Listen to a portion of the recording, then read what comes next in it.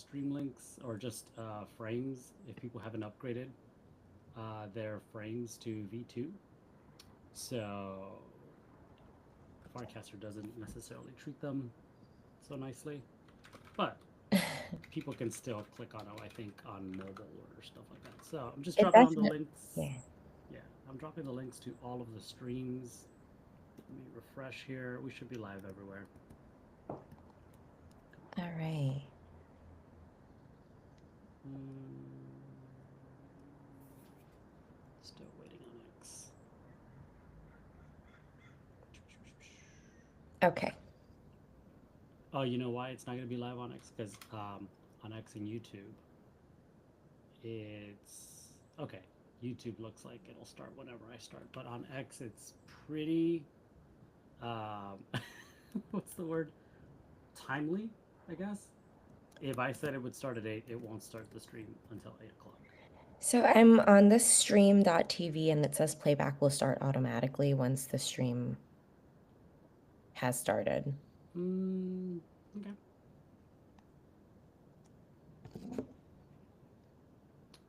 It should start. All the links are here. Everything is linked up. Let me try But again. we're gonna roll with it. We're on YouTube, and pretty shortly, I imagine we'll be on X as well. If not, we'll start a new stream. Let me go to my studio just to double check. That's the beauty of being able to start this a little early.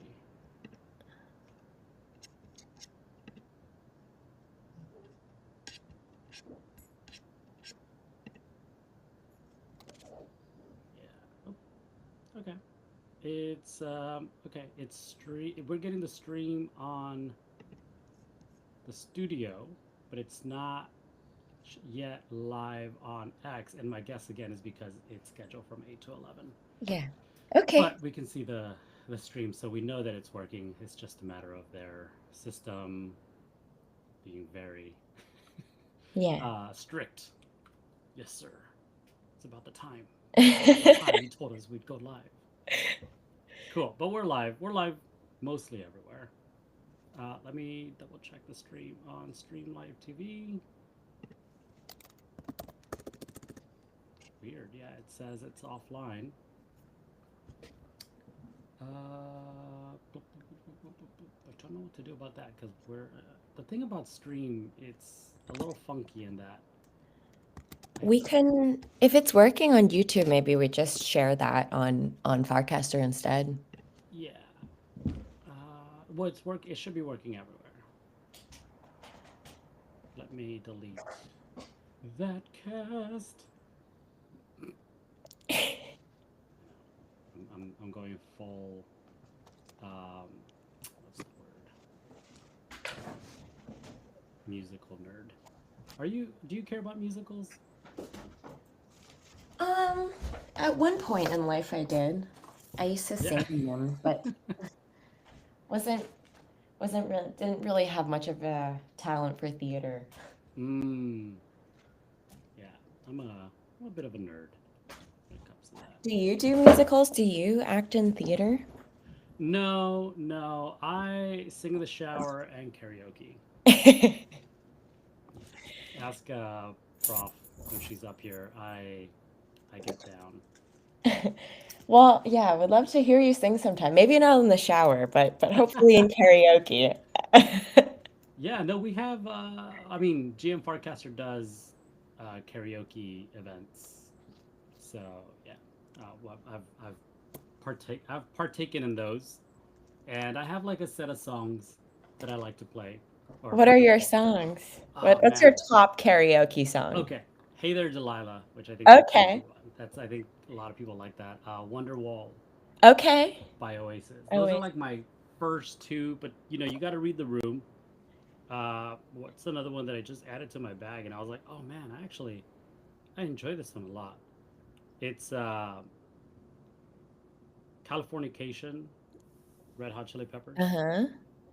Uh, by the way, Flea, Okay. and Need You Now by Lady A. Okay. previously known as Lady Antebellum. Okay. Oh, they changed their name. Yeah, apparently there's something wrong with that word.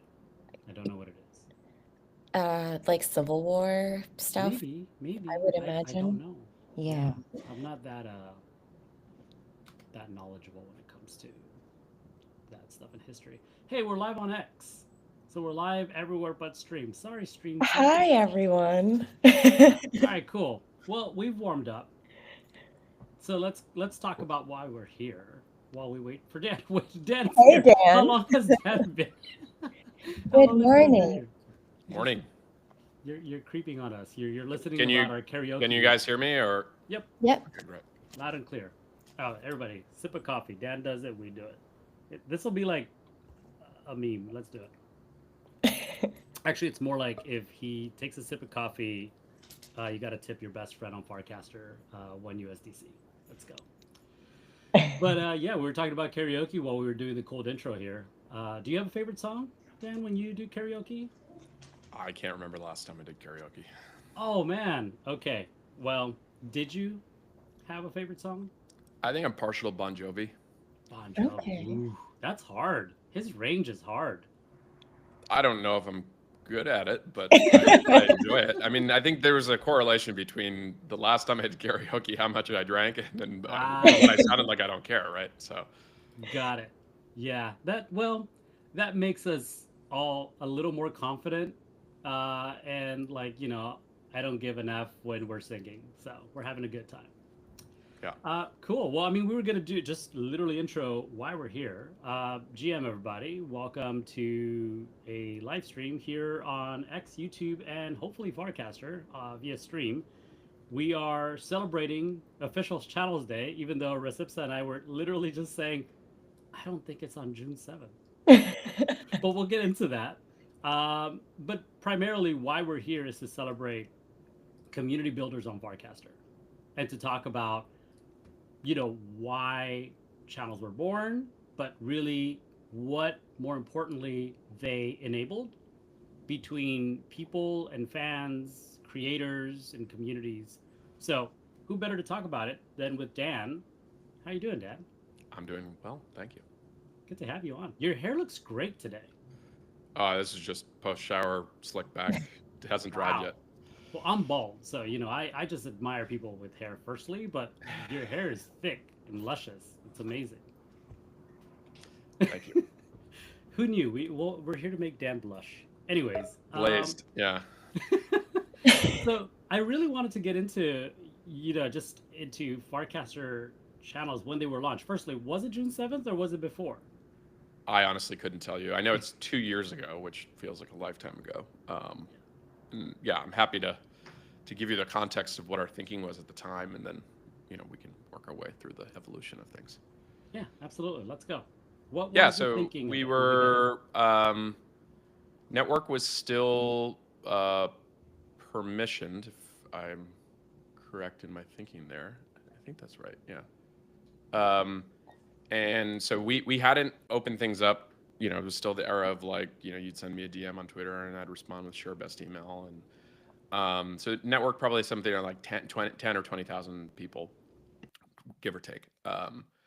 And I think one critique that people had about Farcaster, I mean, there were plenty of them, but at the time, I think one consistent one was it's an echo chamber. It's only people talking about Farcaster or Ethereum, and no one else is talking about any other topics. And so I think where we were hoping to achieve, and we started with two channels. One was for Farcon, and then the other, actually, there were like three in a short period. It was Purple, which was this kind of community organized DAO at the time on Farcaster, and then the second one was Farcon, which was the original one in Boston, organized by Grin and Cameron. And then the third was we did a game 5 or game, yeah, of the NBA Finals. And we were just trying to encourage people to talk about like a topic that wasn't necessarily whatever the monoculture was. Um, granted, if you think about like Purple and Farcon are both kind of Farcaster oriented topics, but it was kind of like a natural extension of like, okay, there's a group of people who want to talk about a specific topic. Like, can we do that? And it ended up working out pretty well, to the point where in July we ended up launching a bunch more, and we started kind of top down, centralized. I was using like Midjourney to create like very simple icons, which if you look at some of them now, they're like comically bad. But that was the state of like the um, the kind of image generation AI technology at the time. But like books, they all have a distinct thing where it's like they had like a solid color background, and then kind of whatever the icon.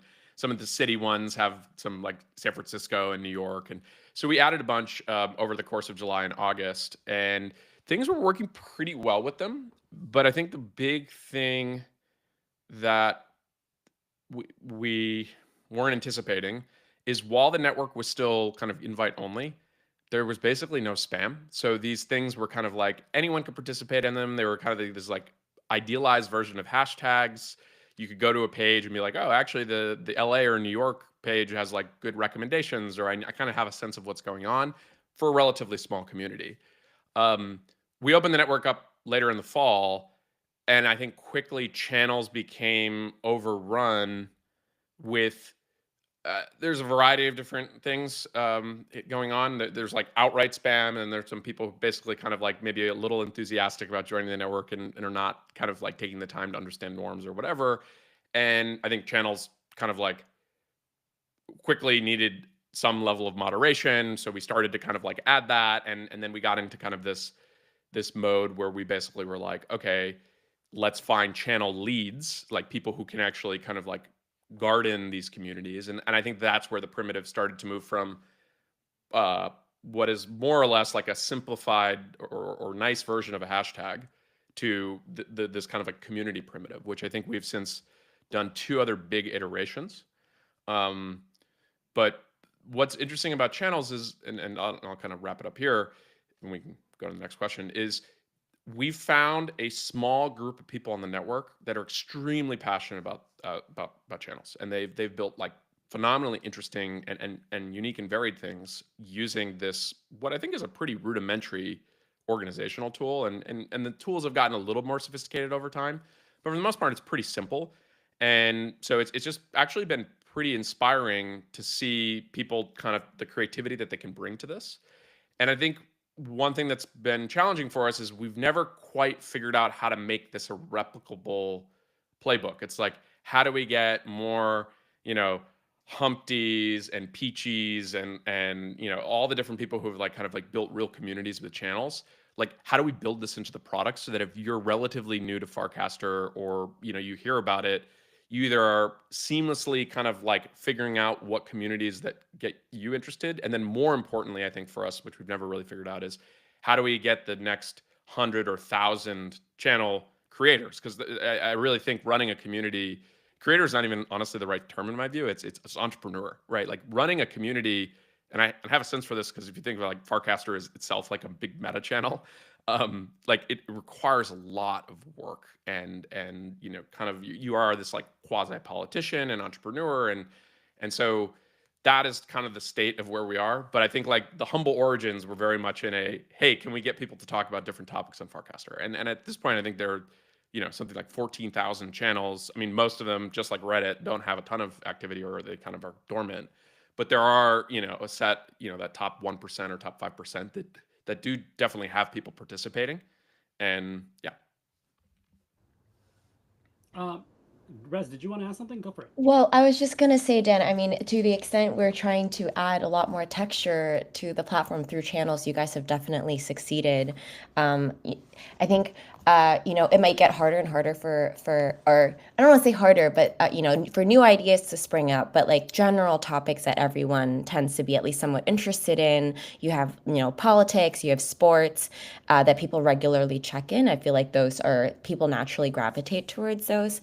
And as I would think too, like as a new user, when you first land on Farcaster, it might be nice to know, oh, these are the main pockets that, you know, if I'm interested in philosophy or I'm interested in books, like those are the places I can land first and find my people first before I spread out.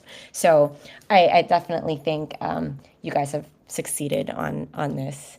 So tell us a little bit more about how you see channels going from here. I know there's been some interest, there's been some community discussions about how you guys should implement moving forward. Yeah, so very much active discussions. I actually created a group this week with a bunch of people who responded to a cast that I had. Um, I think what's been challenging for us with channels is if we start with the overall priority for what we as the kind of like core Farcaster team are trying to optimize for, we are trying to focus on new user growth and getting more people to sign up for Farcaster and then stick around. So it's kind of like a 1-2. It's like they need to hear about Farcaster, or it's actually 3 steps. Hear about Farcaster and be excited enough to sign up, and then get to an experience in literally like the first minute after signing up that is going to be compelling enough that they may come back the next day and the next day and the next day. And that's how social networks grow, right? Like user retention is the thing to focus on. And I think what's challenging is to date, we haven't been able to, and this is not for lack of trying, I've spent more time on channels than any other feature, figure out how to tie channels into that loop. So we've tried channels as part of kind of like the recommended feed for onboarding. We've tried invite your friend to Farcaster and then include a membership to the channel with it. So there've been a bunch of different iterations, and it's not to say that there's like one more iteration we could do that could suddenly make it work, but I think where it's been tricky is if we actually talk to new users, channels are just a very confusing concept because it's like this app feels very much like Twitter. So people have a preconceived notion of what the app should be like. It's like, oh, I just post and great, like I get distribution or whatever. But channels are this like Reddit thing, and now there's membership, and like each one is different, and some feel like topics, which like, okay, should I be able to post in food? Sure. But if you have a very specific community that's like, you need to buy the NFT here, and this is the set of norms and rules that we have, the same primitive doing both is actually probably pretty confusing for people. Because if they anchor towards their topics, then I should be able to post in anyone that I want.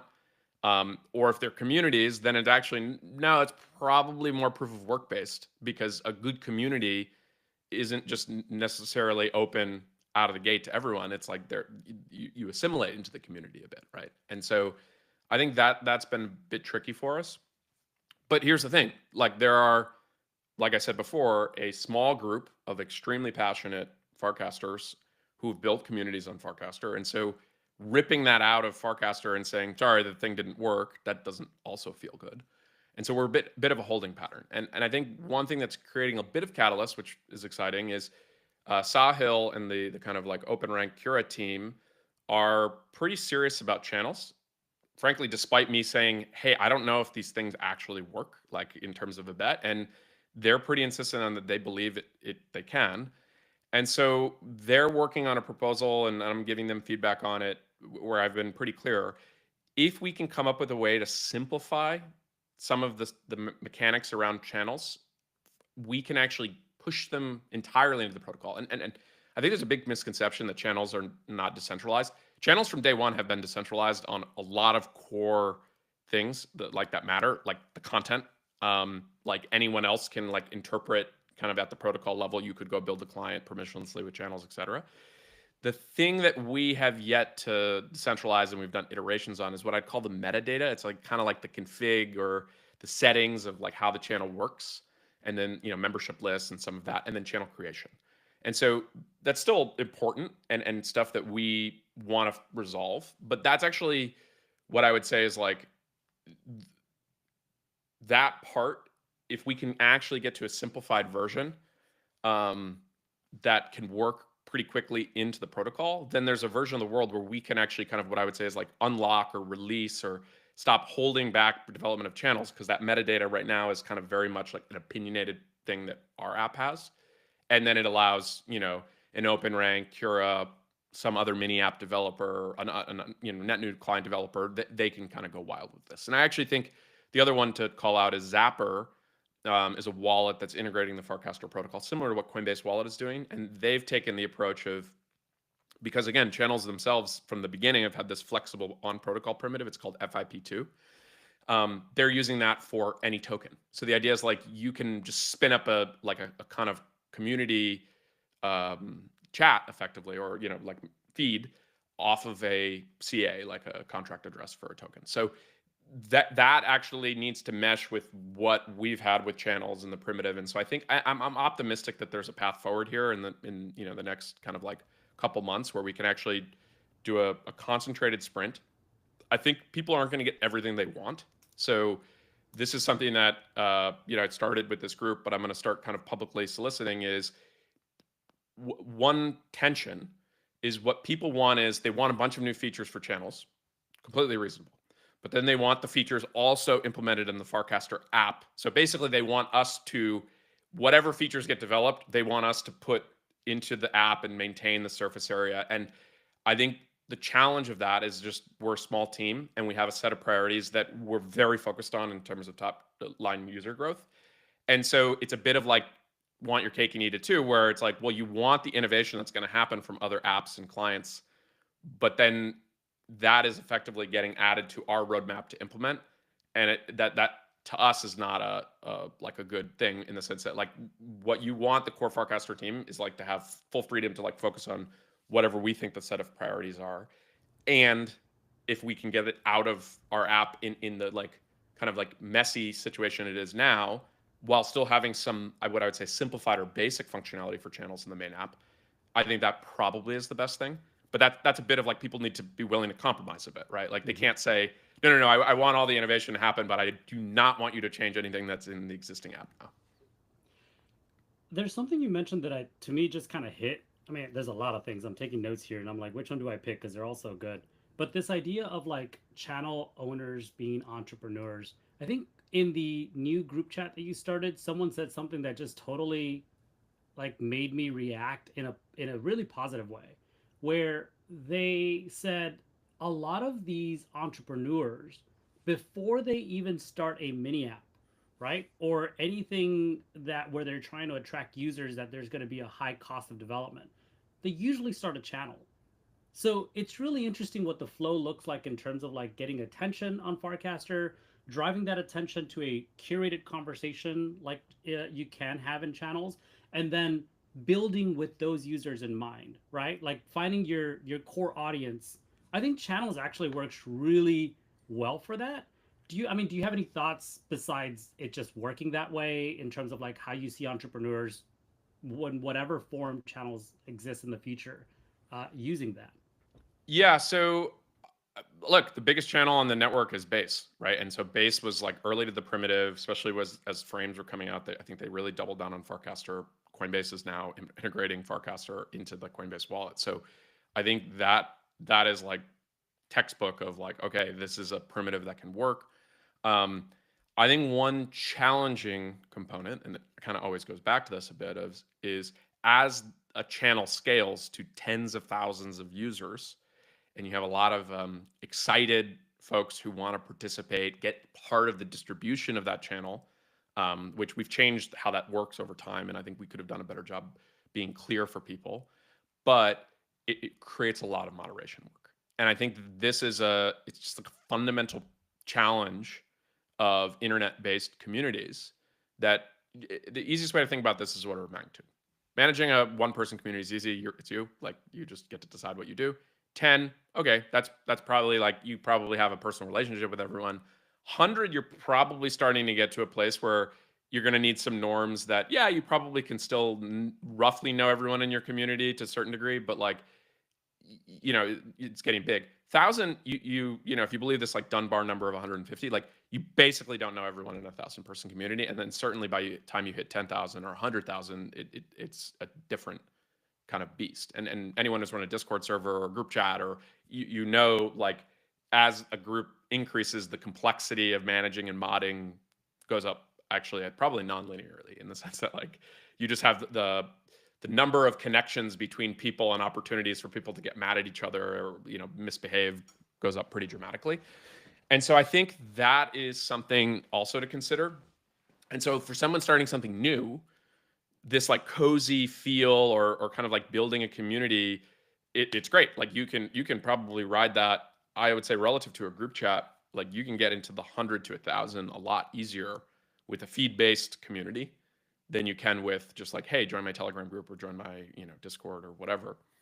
Um, but and so for new things, like just getting to your first 100 or 1,000, like people who are even just vaguely interested, that's actually pretty great.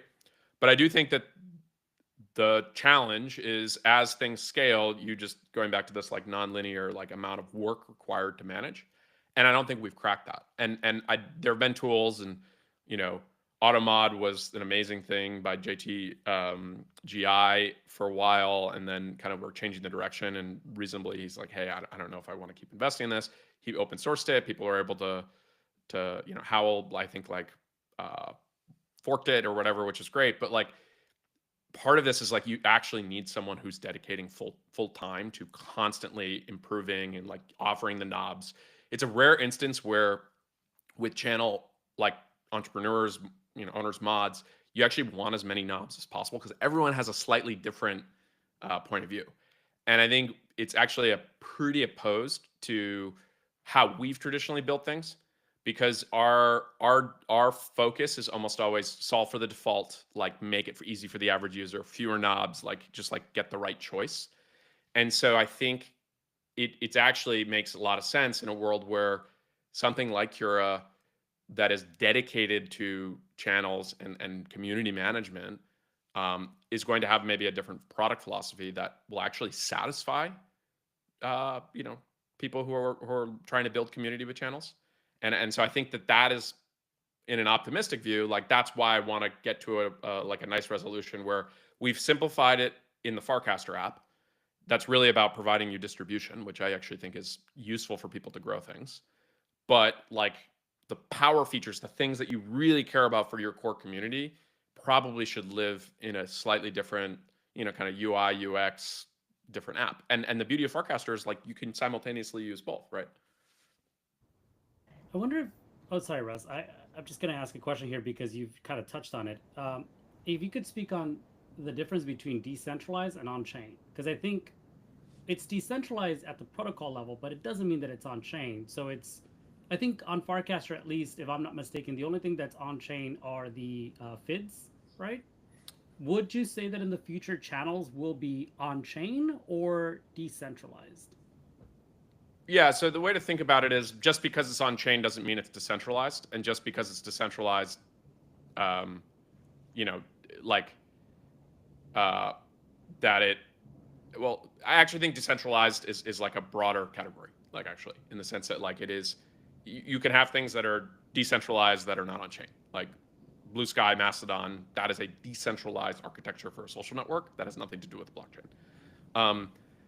And so the way I think about it is FIDs, as you point out, the kind of core identity primitive under the hood for Farcaster users is the thing that's on chain, and that there's like actually a specific set of properties that's really nice about a blockchain that allows you to kind of have sovereign control over like the core identity primitive for yourself. You can have kind of the recovery process, all this stuff that we've kind of tried to extract away from most users.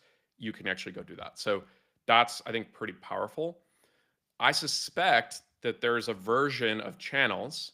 You could just think of it as like, FID is Farcaster ID, CID, right? Like a channel ID. And then this actually would solve some of the issues. Like people have wanted to rename their channel. Well, the way the channels work now is like they were pretty simply implemented. And like having a CID would allow you to say, oh, in the same way that you can change your Farcaster username or swap in your ENS, you could do the same thing for a channel, right? Because instead of following the username, you're actually following like this kind of like ID number. Again, all this is like esoteric at the protocol level, but it's important because it allows for that kind of flexibility. And so I think that's like one basic example.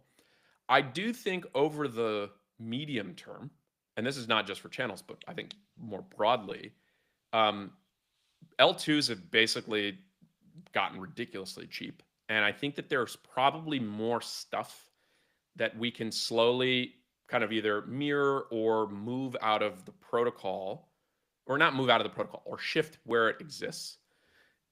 I don't know if it's a priority or if it like, sounds good. And then the reality is like Snapchain actually can just do this really well. And like Snapchain itself is, completely decentralized in the sense of like read access and ability to kind of participate in it. And so I think, I think this has actually always been a point of contention from like the beginning of like Farcaster is actually not decentralized because it's not on chain. And it's like, okay, there are crypto social network protocols that are entirely on chain, yet they don't have any users. And so it's like, who cares? Like it's a science experiment at that point. So I think a bit of like what we are trying to do is be as pragmatic as possible. And it's much faster to not put stuff on chain because once stuff is on chain, it just takes a long time to iterate. And then similarly, once stuff is in Snapchain, it takes a long time to iterate. Thus, why channels have stuck around as like kind of this thing in the Farcaster app, because it allowed us, when we were spending more time on it, to change things pretty easily on our end. But I do think it's getting to the point where it's like we need to make a call here, and it's not a unilateral call. It's not a sudden call. It's a like get a bunch of input from people, make sure those folks can offer their point of view, but also get to a place where people are probably not going to get 100% of what they want. But if we all agree that, hey, we're gonna kind of move forward in this direction and simplify certain things, but allow for kind of permissionless innovation within other clients, I think that's probably the right compromise.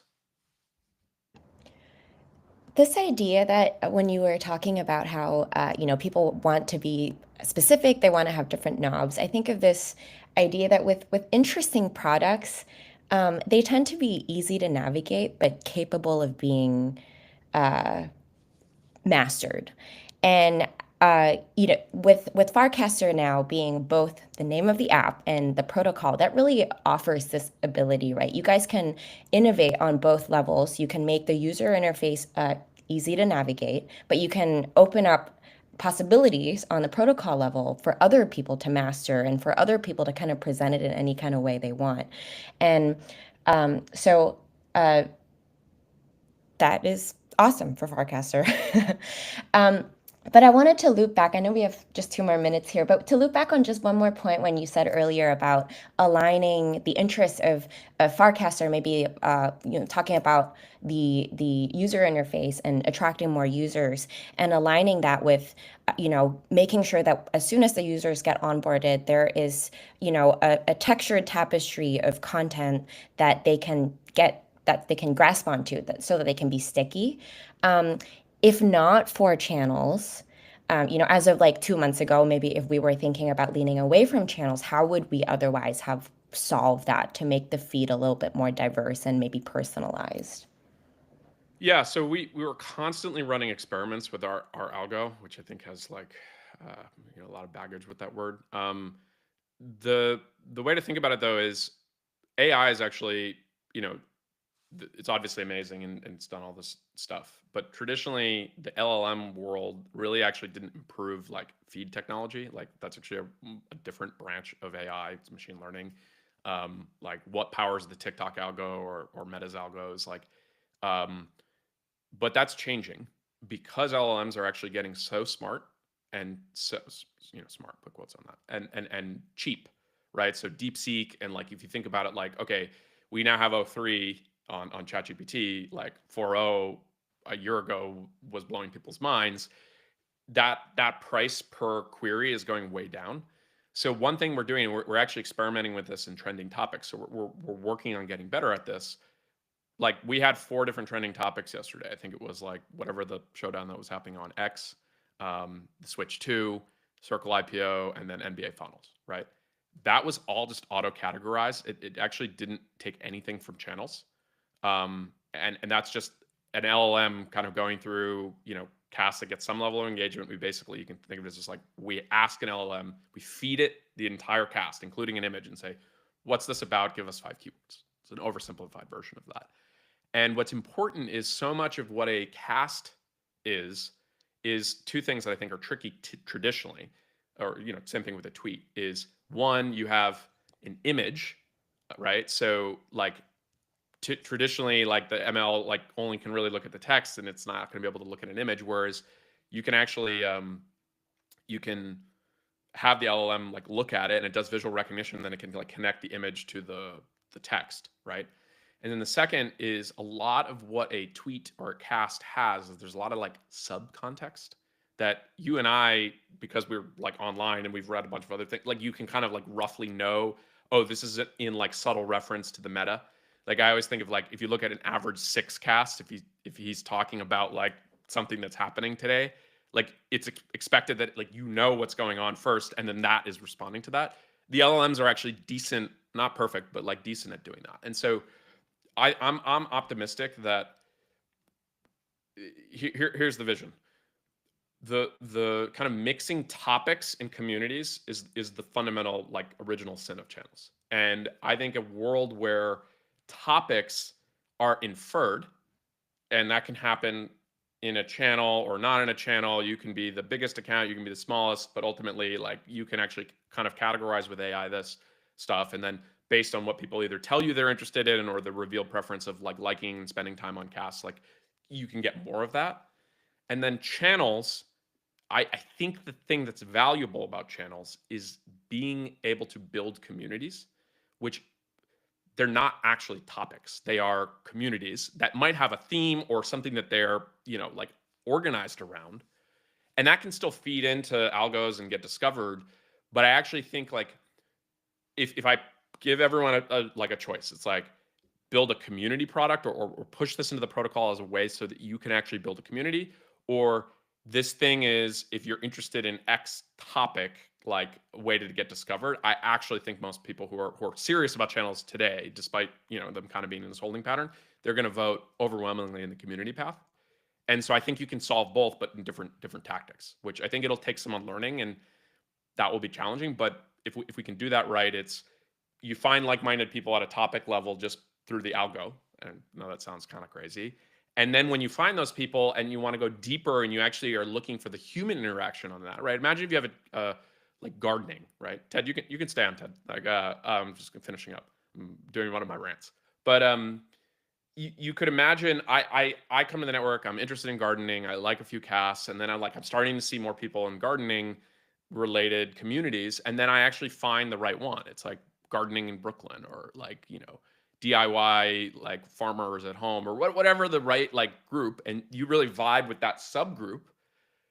That's great. So you're not joining this like mega sized like subreddit equivalent of gardening. Instead, you're actually finding your people within that topic. And I think that is the thing that would be great if we could drive towards it, but it does require us to kind of like make a call and bring people along and make sure they feel like they're contributing to that decision as well.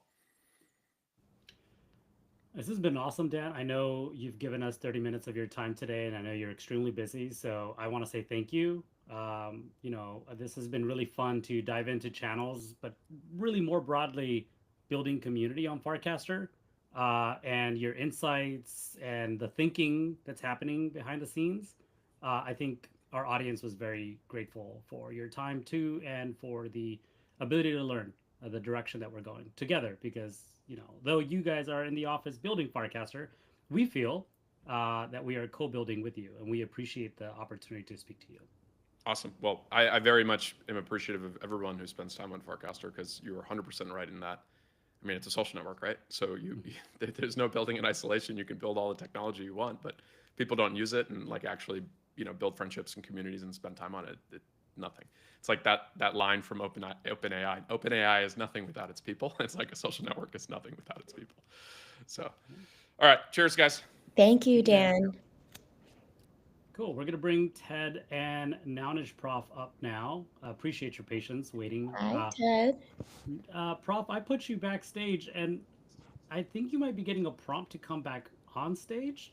Can you double check? And if not, can you leave and come back? Sorry.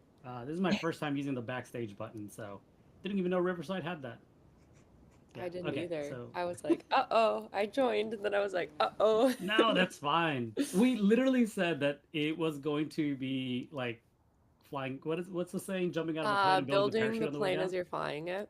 Yeah, because Riverside is not built for this.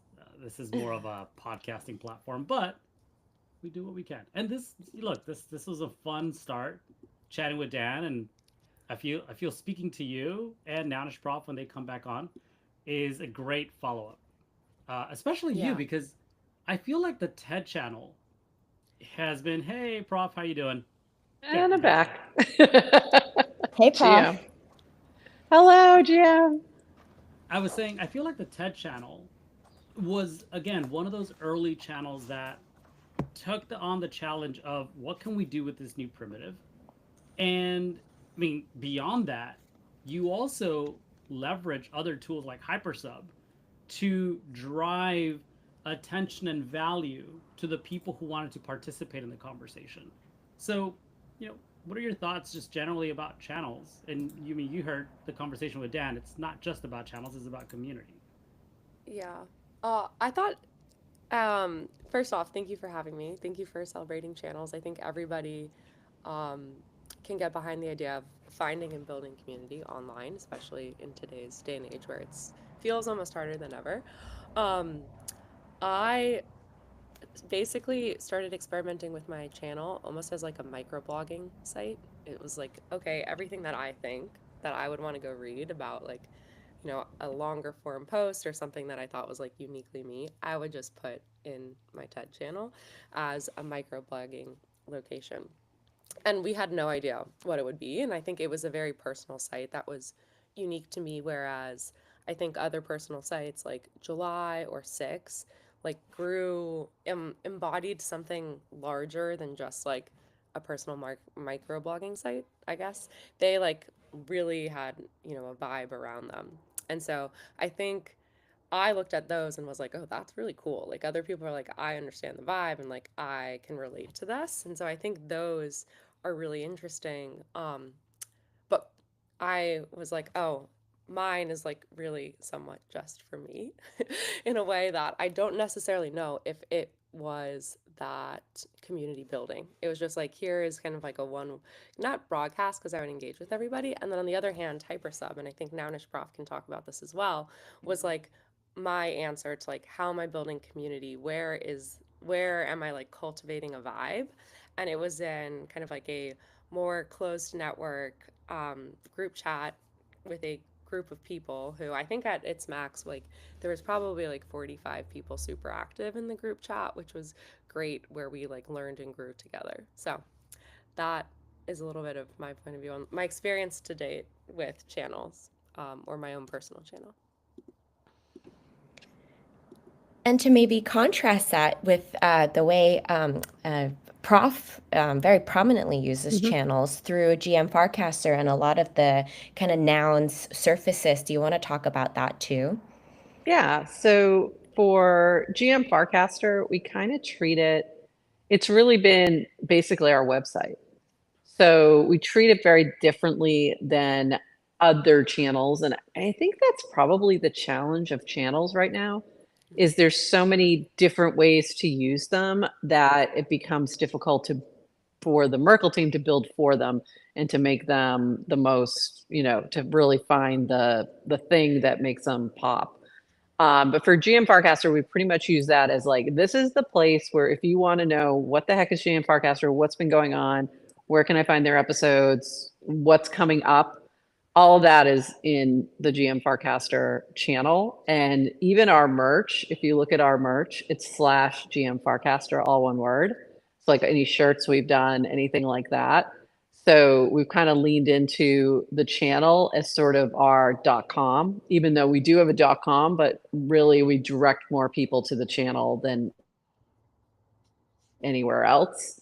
And I think that's been super useful of like, we're about Farcaster, so find our information on Farcaster and direct people there rather than directing them elsewhere.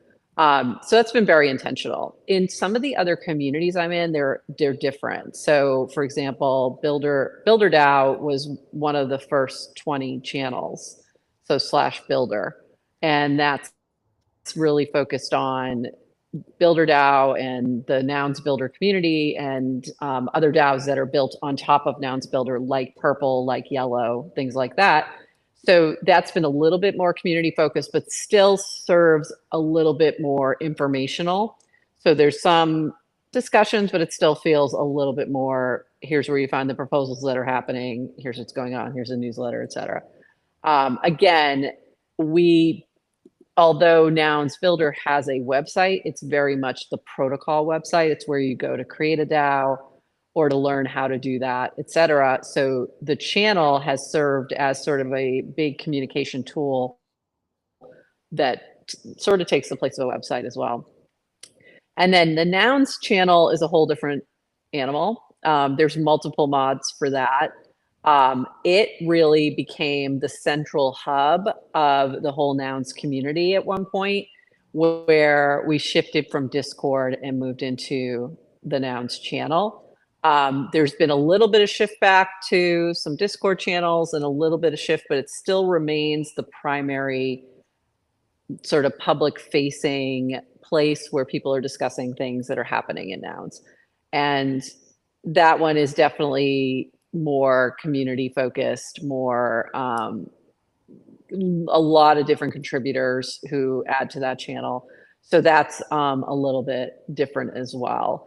I think there's just, again, there's so many different ways to use a channel that I find for me as a user, what I appreciate is that a couple different ways. One is that community focus.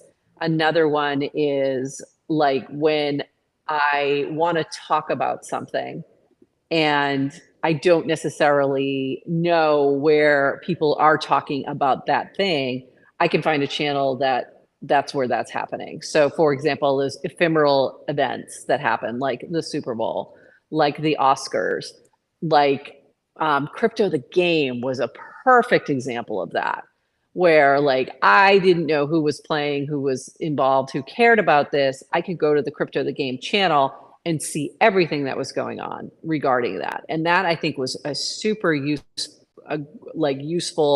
aspect of channels for something that was temporary, but it provided a great surface area for multiple contributors to add their thoughts as to what's going on and be able to go, I can just go right to that channel and find it. I don't have to search a hashtag. I don't have to wait for the algo to pick it up.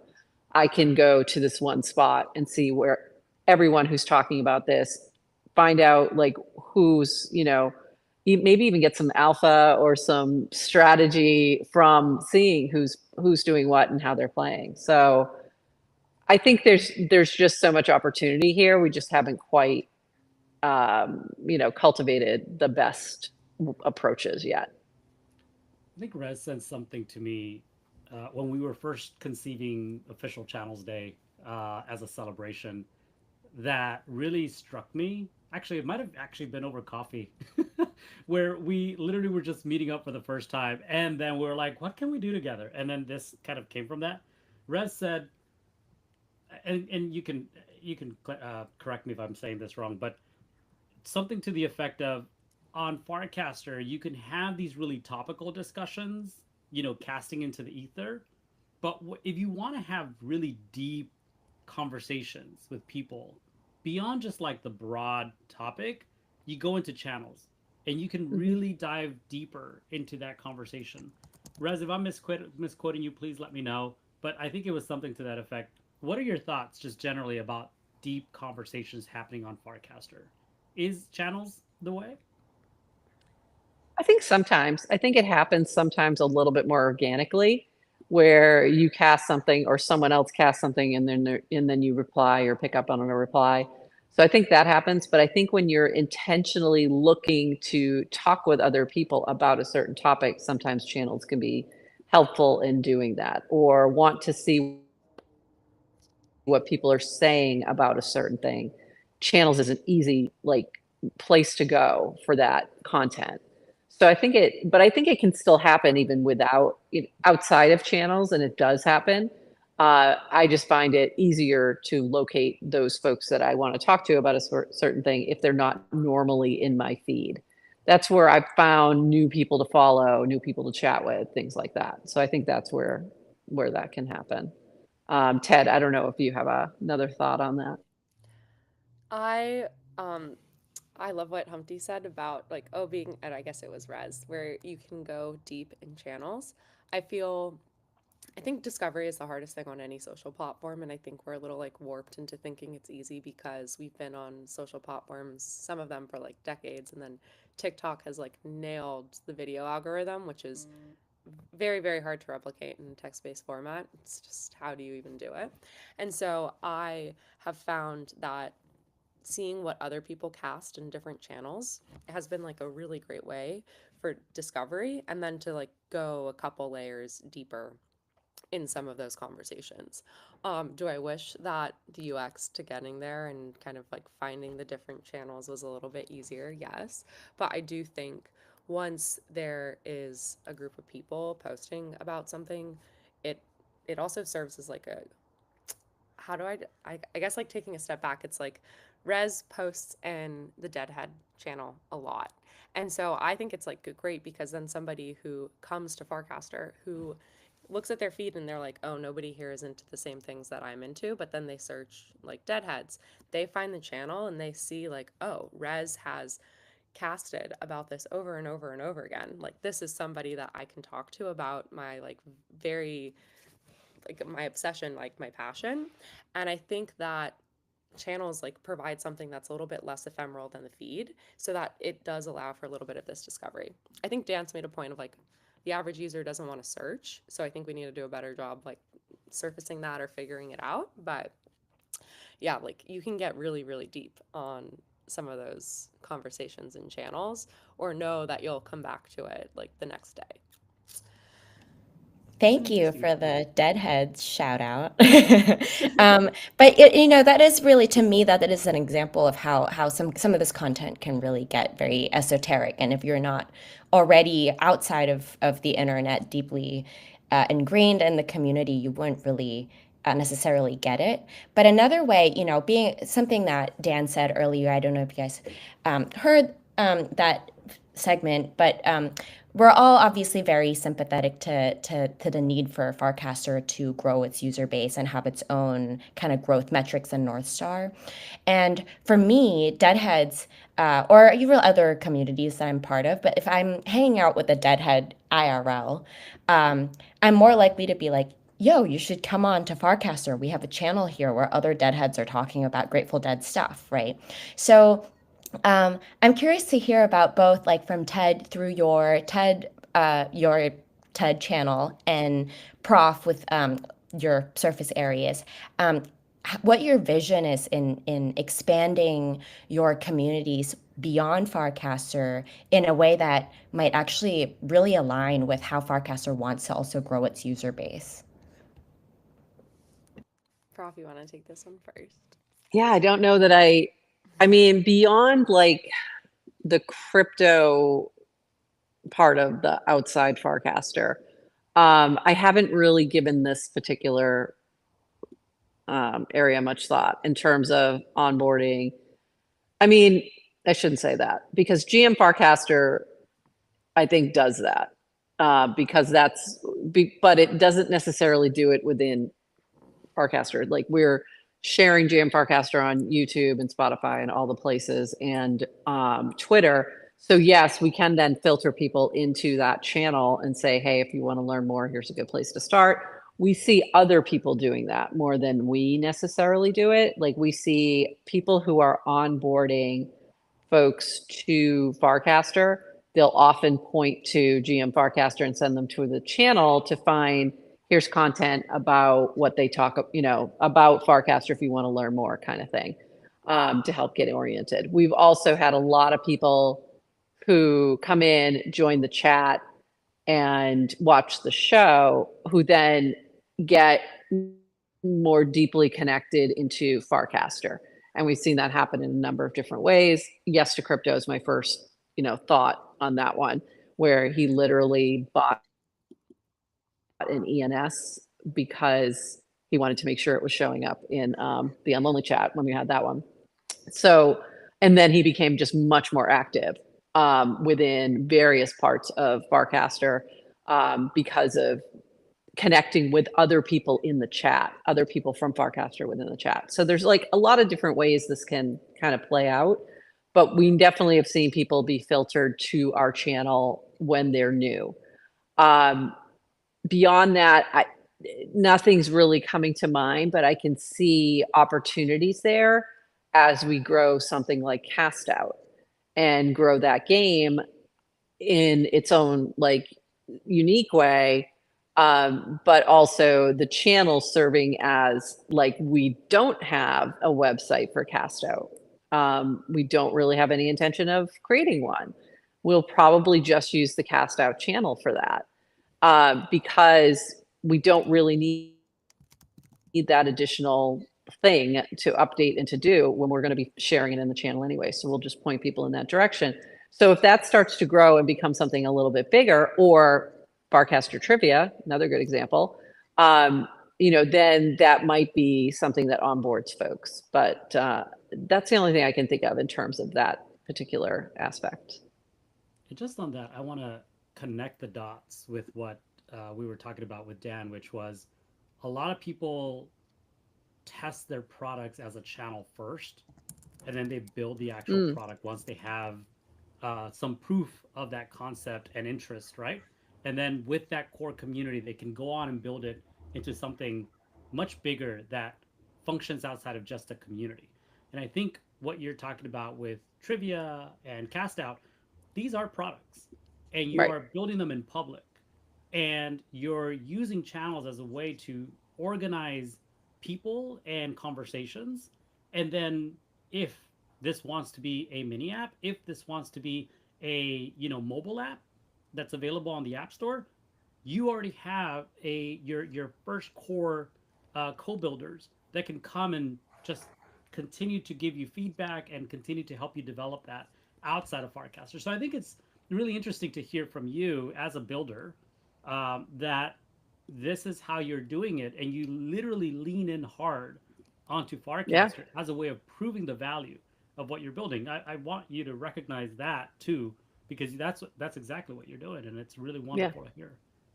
And I do think that channels is a great like first stop, on the road to a mini app, so to speak. You know what I mean? Because sometimes you're not quite there and you're testing a concept, but you can still want a place where you can sort of bring folks together that might be interested in that particular thing. So yeah, definitely. I think that's a great point there, Humpty. Rez, did you have a follow-up question to that? Or sorry, Ted, were you gonna give your because I think the question was for both you and Nounish. I don't know if I have anything in particular to add. I think it would be incredible if you could. I think one of the original visions was if you could onboard directly into a channel. And I still think that could be very powerful. You see a version of this with Substack, where you can like land directly on someone's page and then see everything that they want and everything that they are interested in, and then also their referrals and other people in the community. Or even on Instagram now, you can like invite somebody to become part of a broadcast channel. I think it's a little bit different. It's a closed kind of group chat that's very interactive and dynamic.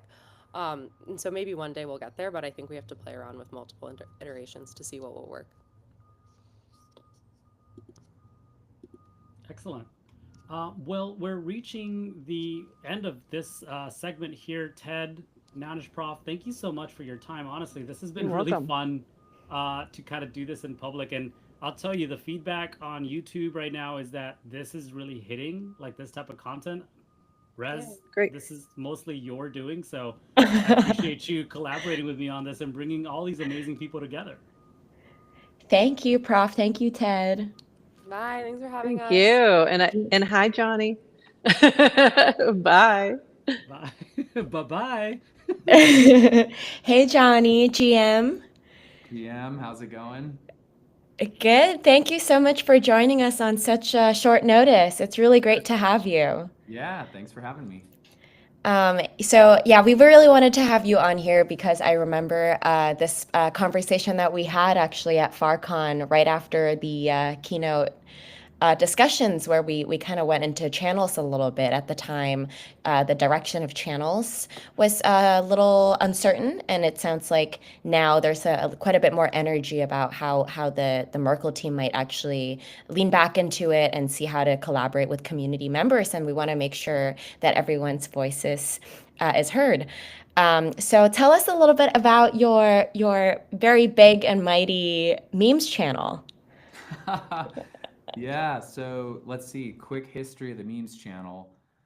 I was posting memes on Farcaster before there were channels. I just thought it was funny, and it kind of just grew, I think, as the network grew. And then randomly, I was in LA and I was like, hey, I'm gonna organize like a little Farcaster meetup, which is so funny because like 4 people came or 5. I think it was like me, Phil, and Dan, and maybe like 1 or 2 other people. And Dan was like, "Hey, we're thinking about doing this experiment like around channels." Uh, they had played around with like an NBA channel right before the first FarCon. It did super well. Everyone was really excited about it. I mean, I remember at FarCon 1, everyone was like, "Channels are the thing." And so at that meetup, he's like, "I'm thinking about kind of expanding this idea to other channels, you know, but I want to have a channel lead for each channel. I want to have kind of a point person. So would you want to pilot that with memes?" And I was like, "Hell yeah!"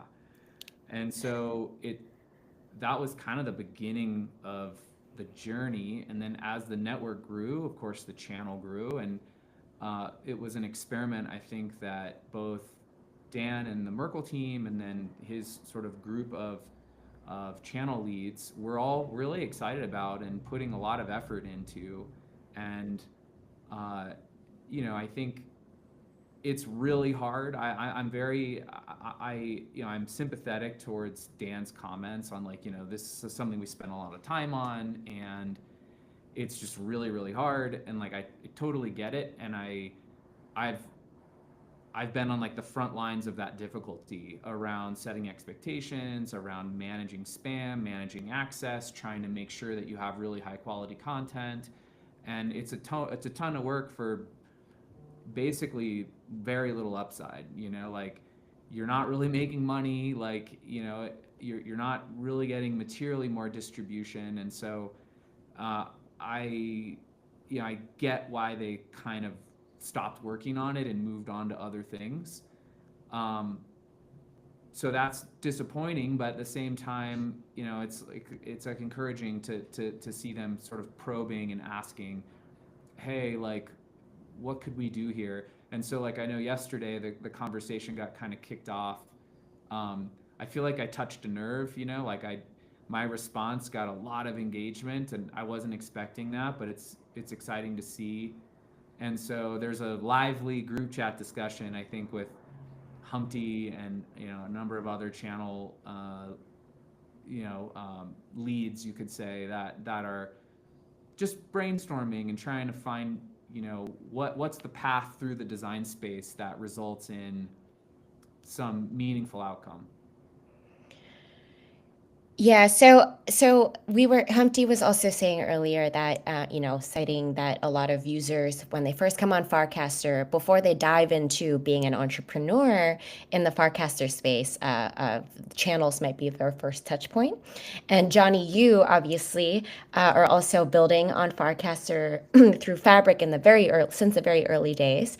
And Fabric also has a channel that has a vibrant community where people are posting content. How do you see channels as a way beyond a personal interest and kind of building community through memes? Like, this is also an arm of your communications and how you engage with your users and your Fabric community. Can you tell us a little bit about that too? Yeah, I mean, I think you nailed it. It's like it's community building for a person, for a startup, for a brand, for an interest. That's what's so, I think, powerful about channels, is that they're these kind of general containers for community building. And now what that community wants to be about is, of course, up to them and the creator of the channel.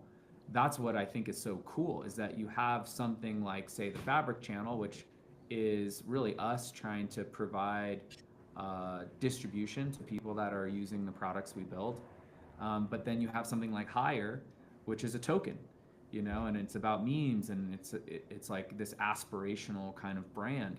And then you have something like DGen, you have like Reply Guys, and you have, I mean, the the texture, like is of like how different these communities are, and their economics and their culture and the vibe. I think it's sort of sad to me that channels got deprioritized, because I think what makes things interesting are their differences, whether that's an individual person, whether it's a city, whether it's a company. You're like looking for like, it's like, I remember I like lived in San Francisco in 2012, 2013, and I remember just thinking like everything here is the same. Like everyone is the same. They all talk about the same shit. They go to like, everyone's working at the same companies. It's boring. It's homogenized.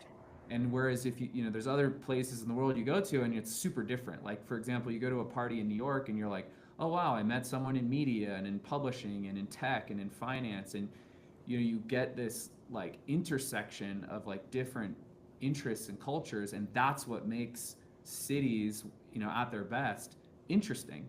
It's what makes people interesting, and I think it's what made Farcaster interesting, as opposed to like without that you end up with this kind of like averaging of a network, which effectively is like everybody just engagement farming. It's like everybody just trying to surf the algorithm to get engagement, to get distribution, and it's fucking boring. Like it's like not a place that I really want to hang out. Whereas what's far more interesting is a network topology, that has peaks and valleys, and super different cultures. That's what I want, and I think channels are so far the best, the best means by which to achieve that I'm aware of. We certainly agree with you. So seeing that your response to Dan, and I think I know the one that you're referring to, but it was such a high, maybe a high leverage point in that conversation. If it were up to you, what would you change today about the way channels are implemented, managed, to make your life as a channel owner, a moderator, a curator easier? Mm. It's a good question, and it's a really hard question. I think the one thing that I would do is I would get them out of Farcaster, because the surface area for iteration must be increased in order to thread the needle and like find the thing that works. So what I mean by that is Farcaster is a protocol and it's a client, and so the client piece, the only entity that can iterate on the client piece is Merkle, because it's a closed source piece of software that they have centralized control over, changes on. So that means that the bottleneck of innovation is like with Merkle. But with the protocol, anybody can build on that. And so there's like the surface area of iteration and basically figuring out what works is much bigger at the protocol level. And so I think that's what channels needs. So for example, if you talk to Sahil at Cura, like total channel maxi, really like, wanting to explore and do more there. And I think that's really great. There needs to be more people basically like iterating on the substrate of channels in order to find, the formula that works. So that would be like step number one. I think step number two that's really hard is what you just brought up, which is this kind of like moderation question. I think the central challenge is how do you provide high signal, high quality content in your channel without putting outsized work on the shoulders of the channel owner? Because I have like literally I've gotten sort of mud sucked into spending hours and hours and hours of my day curating the channel, which is great for the people that are like paying attention to it, but sucks for me, and is not sustainable. And so there needs to be some kind of solution wherein I can be the kind of MC, but I like it's not all on me to like separate the signal from the noise in the channel. And the other hard thing is that this is a challenge over time. Like what I want as a channel owner is probably going to change on like day 1 when I make my channel, and on like day 100 after I've gotten my first 1,000 users. And so that like journey of the channel owner, the tools that are available to them, it's like it needs to be, you got to get that dialed in, and it's hard. It's like super hard. But I mean, I guess like, who cares if it's hard? Yeah, life is fucking hard. Building software is hard. Like, figure it out. Iterate on it. And so yeah, I don't know. That's what, those are the two things that I would look at. Yeah, one surface that I noticed that has a lot of debate on is whether or not the channel access should be permissionless. I think there's some very strong opinions about maybe in favor of channel owners that if you make it completely permissionless, then people, if it's just like a hashtag, that the spam issue would just be completely out of control. And you touched a little bit on, cleaning up the feed and making sure, curating, spending hours and hours on it. How much of that can be reduced to or abstracted away from the channel owner if spam management on a client level or like the protocol level could be better? Is that a big leverage point? I think it is, and I think Sahil from Cura has, like, they've been doing a lot of work on this, and the stuff that I've seen as far as how you can seed the weighting of user scores based on the channel lead themselves and like what they're liking and interacting with,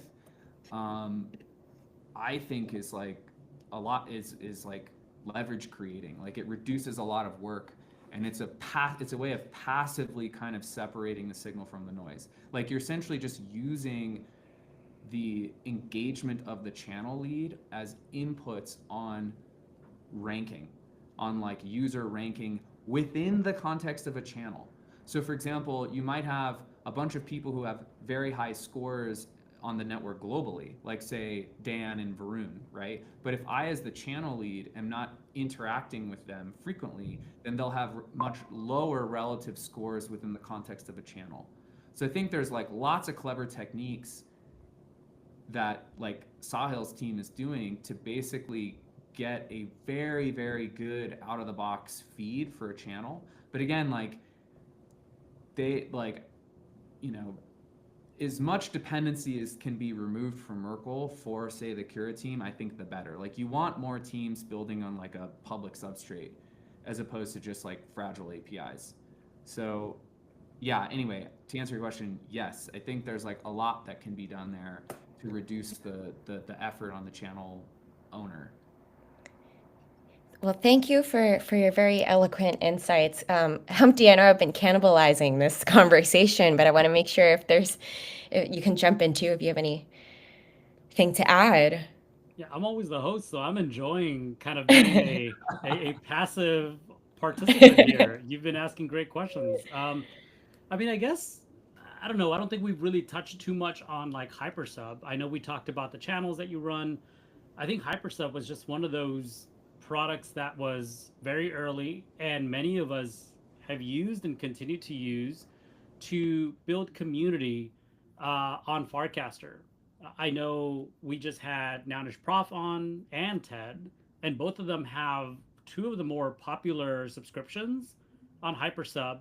I know I have my own, and I'm still iterating on it just because, like you said, just because your community was launched on day one and it looks a certain way doesn't mean that it will continue to look the same way, on day 100. So that's kind of my journey where I'm at right now with where my channel started and my own personal journey as a creator. I'm on day 100. And so I wonder if like you can talk about the evolution of Hypersub as well and how you're thinking about how it can continue to add value to creators as a point of contact with their community, and how it may have to evolve in the future as channels also evolve? Yeah, it's a good question. I mean, I think hypersub is a really good way of kind of figuring out who are your ride or die supporters. You know what I mean? Like, there's a lot of things that you as a creator can do on chain, and it's super easy for people to have kind of like flyby, like little interactions, whether it's like buying or selling a token or an NFT or whatever. But I think that there's a real sort of step function increase in signal when someone's like, no, no, no, I'm going to mint, 6 months or a year. I'm making a long-term commitment to supporting your success. And then, the inverse of that basically being the creator saying, well, I'm going to share in the upside of my growth. I think that that's like a really powerful kind of economic relationship that you can have out of the box without any real configuration. So that's the goal of Hypersub. I think it's really great for creators like early on, and I think it kind of scales with them as they grow. In fact, I think that's where it starts to really shine.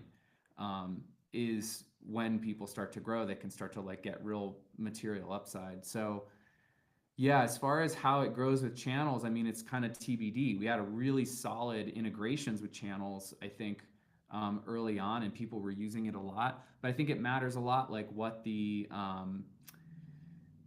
what the moderation, the kind of like access, because if people are giving you money, they're going to expect something in return. And so if they're paying to get access to a channel, they're not seeing their content in that channel. I think like there's a like that gets a little that gets kind of that can get hairy. You got to like set expectations. So yeah, to me, it's like the roadmap for Hypersub is continuing to like provide that economic model. It's continuing to facilitate like meaningful connections between, creators and their supporters, and drafting off of the growth of Farcaster. We had a really good year last year, and a lot of that was because we were downstream of Farcaster's growth. So insofar as we can position ourselves to like, ride the next wave of channels, if such a wave exists, like we're excited to do that.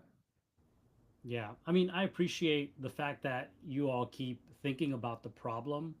For I'll speak for myself and my community of creators, right, and how we can bridge the gap between them and our communities and the conversations we want to have with them. I think of YouTubers and how they leverage tools that are usually used in traditional media, but there's still something missing in terms of like how we can enable some novel interaction with them, like airdrops, for instance, which I think works quite well on Hypersub, and I used it quite heavily. For the content that I create, it was an easy way of getting people to feel recognized beyond a point of sale, right? So Yeah. I want to thank you for that. Honestly, I think it's been really fun, and just I'm excited to see your continued kind of evolution of your thinking, as well as how this will progress into the future. Well, thank you for using Hypersub and sharing Hypersub. So really appreciate it, and thank you guys so much for having me on. Yeah, appreciate it, Johnny. Thank you, Johnny. Cool. All right. Bye. Bye-bye. Cool. We've got Bye. Christopher up next. How you doing, Chris? Beggy. Hey, how's it going, guys? Good. How are you? Good, good. Happy to be here. Happy to join for Channel Day. Yeah. It's so nice to have you on here because we've had Dan speak 30 minutes earlier. I don't know if you were able to catch that, but he definitely spoke a bit about how the protocol aspect of channels beyond just our direct exposure through the Farcaster user interface. And you are obviously yourself building a Farcaster channel, Uno. So we would love to hear your perspective on the developments of channels, and and also with your personal experience running so many big channels. Yes, I think I originally started out not running any channels and wanting to build a client, and then I think channels came out in December of 2023 as a fully featured experience, and not just simply the hand-selected variant that came out in that summer. And I think my experience has been, I think, as most of the other moderators have experienced it, which is a little bit up and down with some of the moderation tools, some of the spam, some of the tooling that has been offered, both in the community and also from Farcaster themselves. I do think that clients get the opportunity to have an opinion about how their communities can create together with them as an engineering stack. And Uno has been a very different mindset for this, particularly because we want to lean more into the data of the protocol, particularly. But it's been a very different experience from what others have experienced for their own channels. I think passive moderation instead of active moderation is the best way to get culture out into the open and to get people to express themselves a little bit more freely.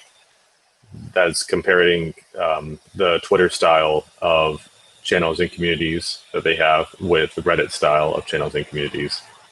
Reddit has been curated since day one. Twitter has not been curated at all since day one. It's mostly been using the data to slowly guide conversations and have a particular rhetoric that goes through the feed. And I think Uno will probably sit somewhere in the middle. So we'll probably offer a good bit of intelligent detail into the channel communities that they have. On the Farcaster side, I'm a mod for fitness, outside, and the unofficial Uno channel. I think the fitness one has been pretty. It's been a lot of work at times, and then sometimes it's been no work. When we first started to push it in February of 2024, we had 24,000 people in the channel, and there was a lot of spam, a lot of content moderation that other channels didn't have to deal with. And I think over time we haven't moderated it actively, just because the spam filters and the labeling mechanics that Warpcast at the time was pushing were helpful enough, but yeah, it's been kind of crazy to see the journey between the two. Yeah. I wonder if you could speak to the fitness channel first of all, because and we talked about this with Dan too. There's currently a group chat on Farcaster where Dan's taking input, about like what channels can be. And Afrochicks this morning, aka Naomi, who's a power user on Farcaster and has a few channels of her own, talked about how when she started to point people towards a channel that had a very specific interest or niche interest, she saw churn drop. And the one channel she quoted here is FireFits, which I think, personally I've used once or twice. I'm not a power user of it, but I can see why people would keep coming back and wanting to share, what they're wearing, outfit of the day or whatever. Have you seen something similar with fitness? And what is your thoughts in terms of like people who come in and join fitness and being able to retain them on Farcaster through fitness? So churn is a function of the intrinsic value of the brand of the thing itself, and so another way of saying that is that the FireFits brand is pretty dang good, and is therefore able to get people to come back and shop within the FireFits channel every single day, and it has a concerted, curated effort of conversation, and people love that.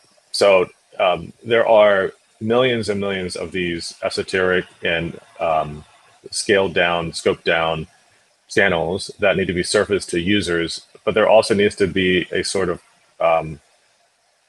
culture that follows with it as well, to ensure that people are keeping a tight loop between their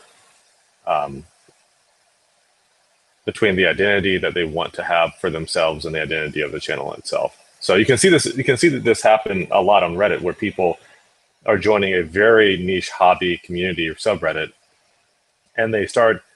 I think my favorite example is the I Can't Have Cheeseburger subreddit from back in the day.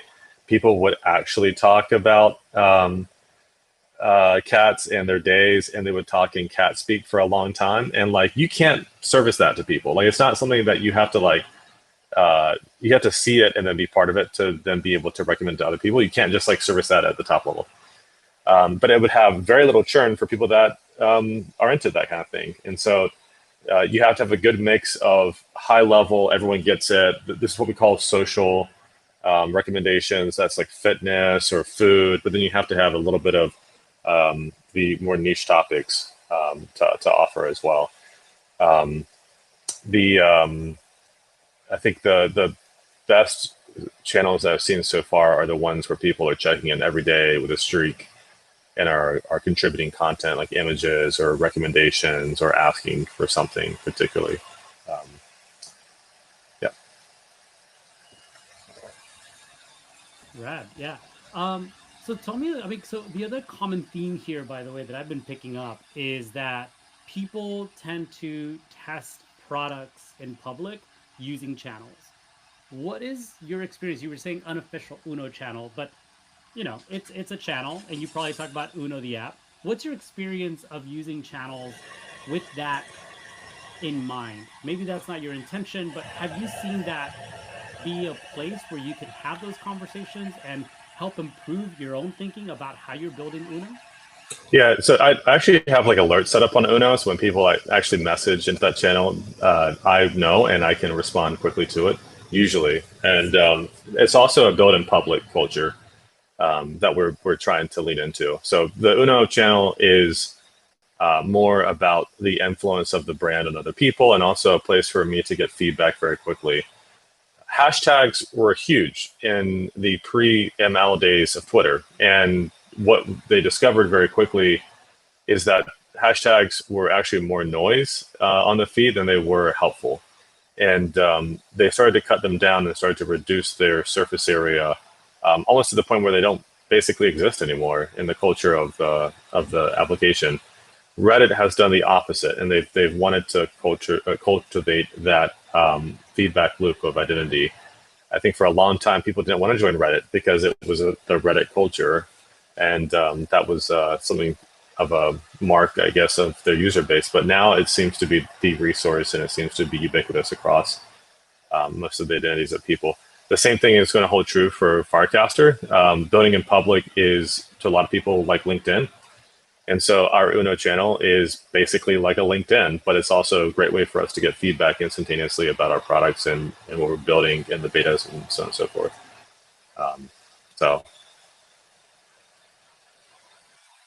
Yeah, I think you pointed to something that for me was it just was my vibe when you were talking about Reddit and these like groups that you know, people join on Reddit.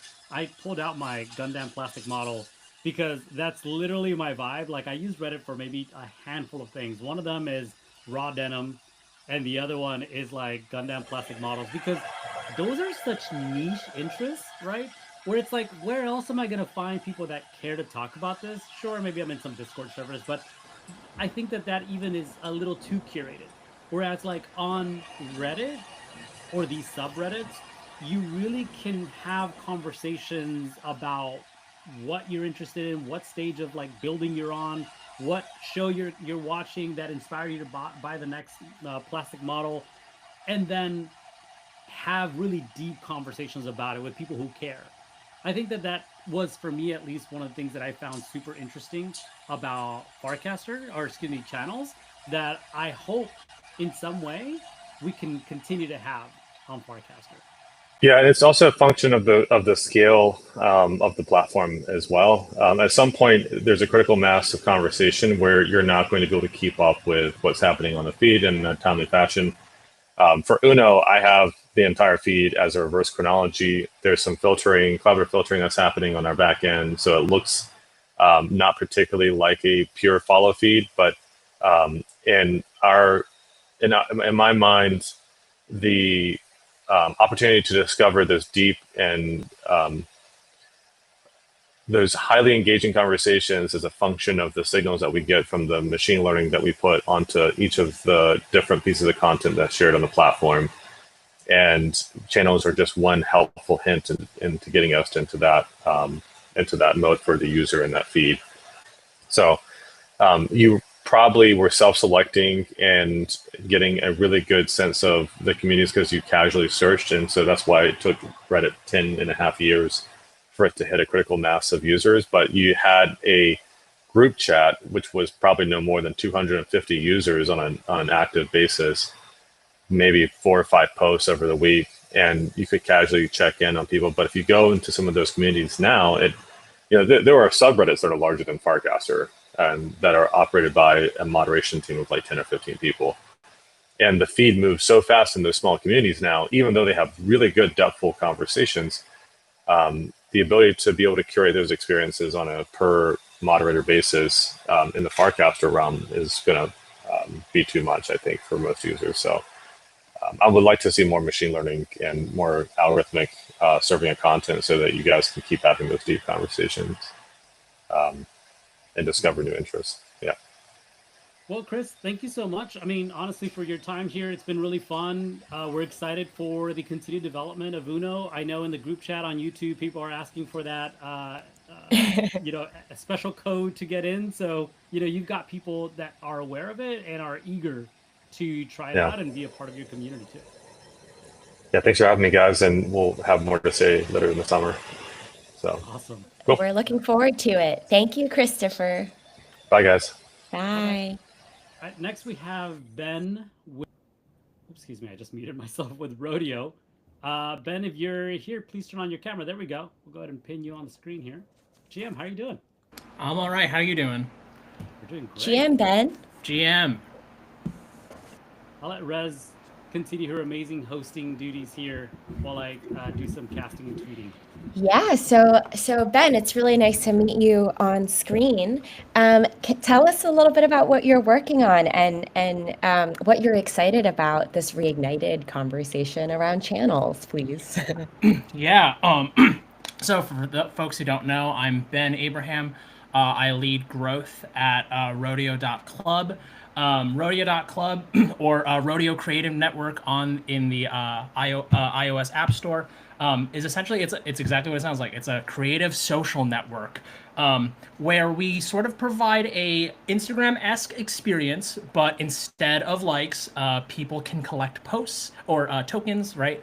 And the folks that we really like to focus in on are artists and creatives, and I sort of differentiate that from sort of like the creators, influencer types. Not to say that they aren't welcome to Rodeo, but but really we're looking for designers, people who are using Midjourney, who have sort of like all sorts of wild workflows. Like I don't know if you can see my background, but this is a creator named Apostrophe, who we just recently did an AMA with.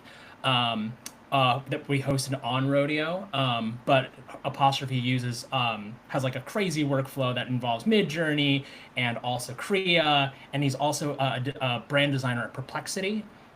So we just really like to really work with all sorts of different creatives and creators and get them to put their work on chain. They're already having an experience on Instagram where they're building communities, finding followers, but on Rodeo we really say like, okay, on Instagram you're finding your followers, on Rodeo you're finding your fans, because these are the folks who are collecting, who are engaging more deeply.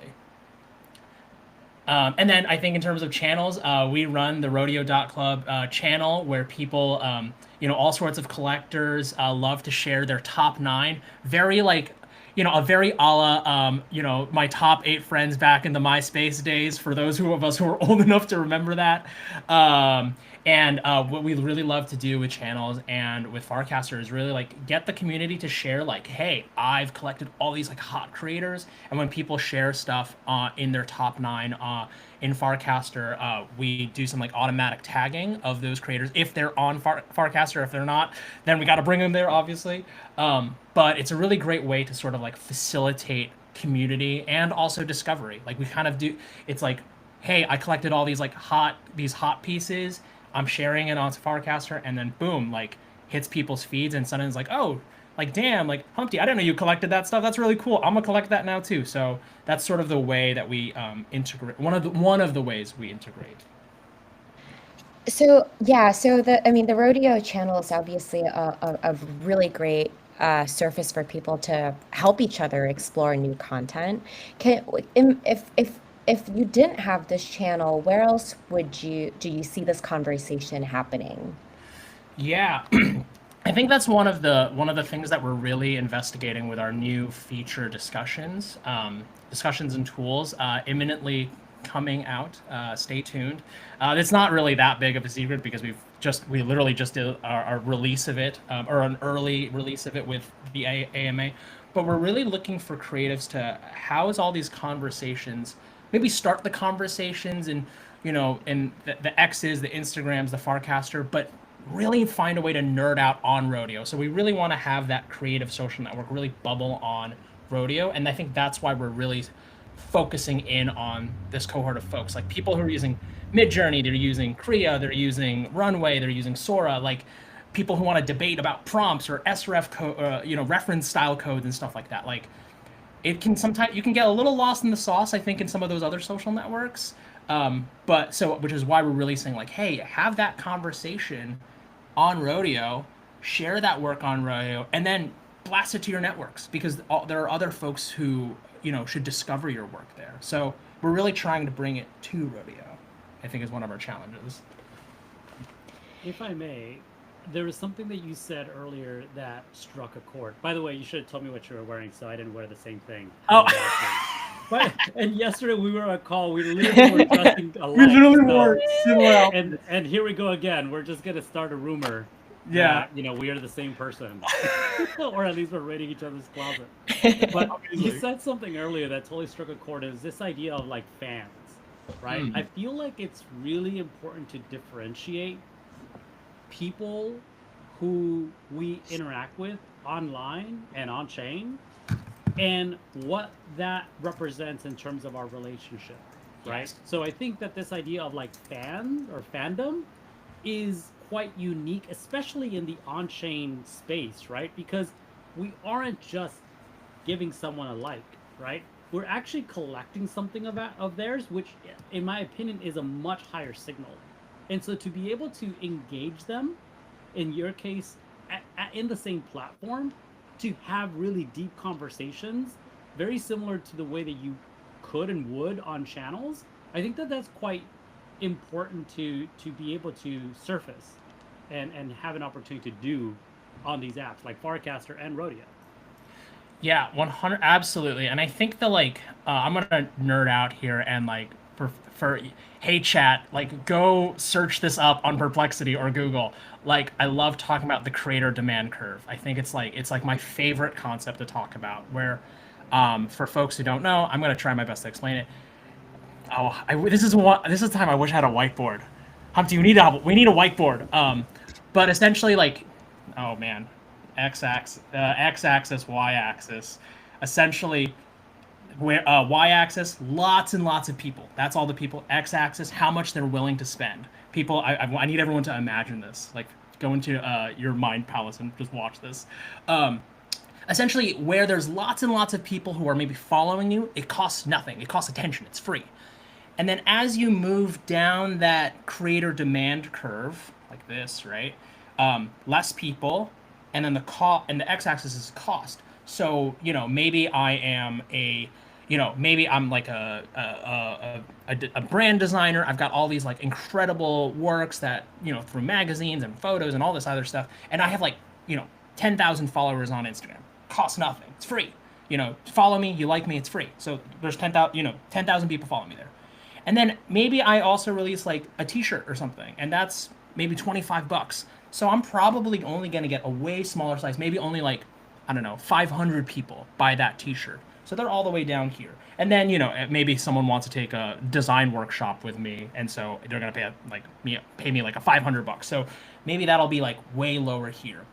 But that means there's this whole chunk of people in between, the t-shirt people and then the sort of the followers.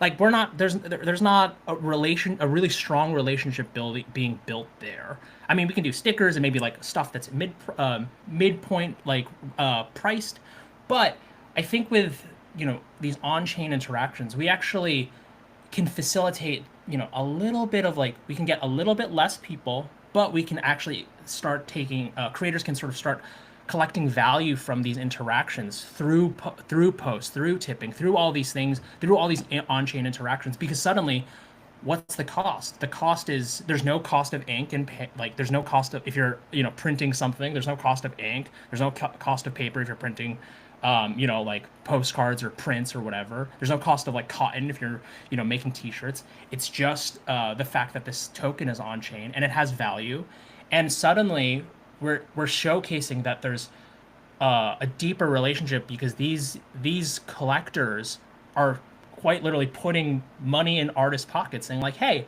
I really like you. I'm interested. I'm really more deeply interested than just the likes you're getting on Instagram." So I think having on-chain interactions is signal.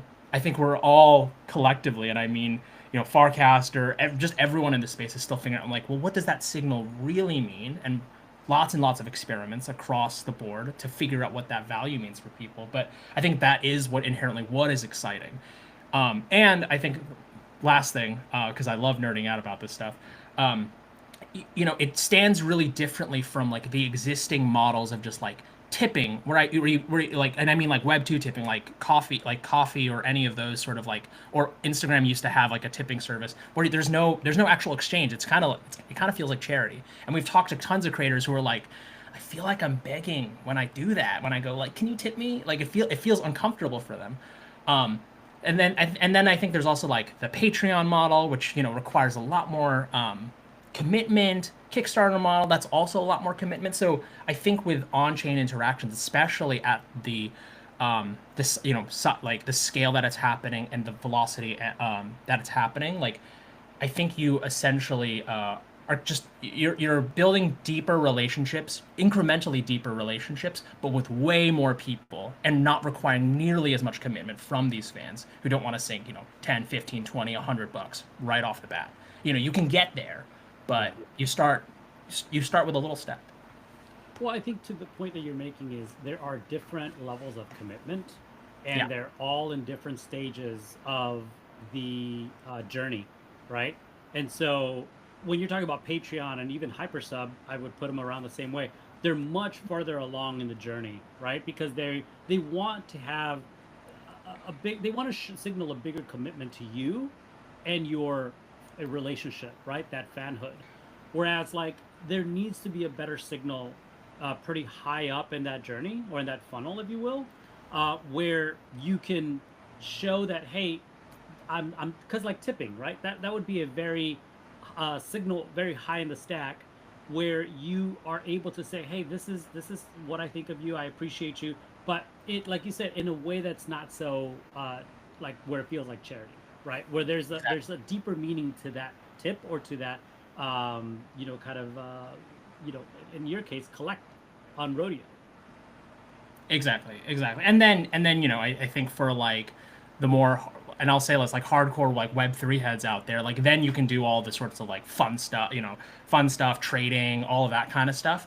And then I think I want to sort of like emphasize something that that feels really important for us at on the Rodeo team, and just like on rodeo.club, is that like we're really interested in getting folks who are not in this space to really join. Like Apostrophe didn't really have a whole ton of Web3 context, and I think that's where I really want all of us collectively to sort of push into, being like, cool, how do we make these sort of like on-chain interactions really palatable, really accessible, and really like these behaviors already exist. Like people, we all know this because we're in this space, but like people collect all sorts of digital objects that are so not on chain. Play Fortnite with like a little cousin, and they're gonna have 10,000 whatever pickaxes or whatever it is, right?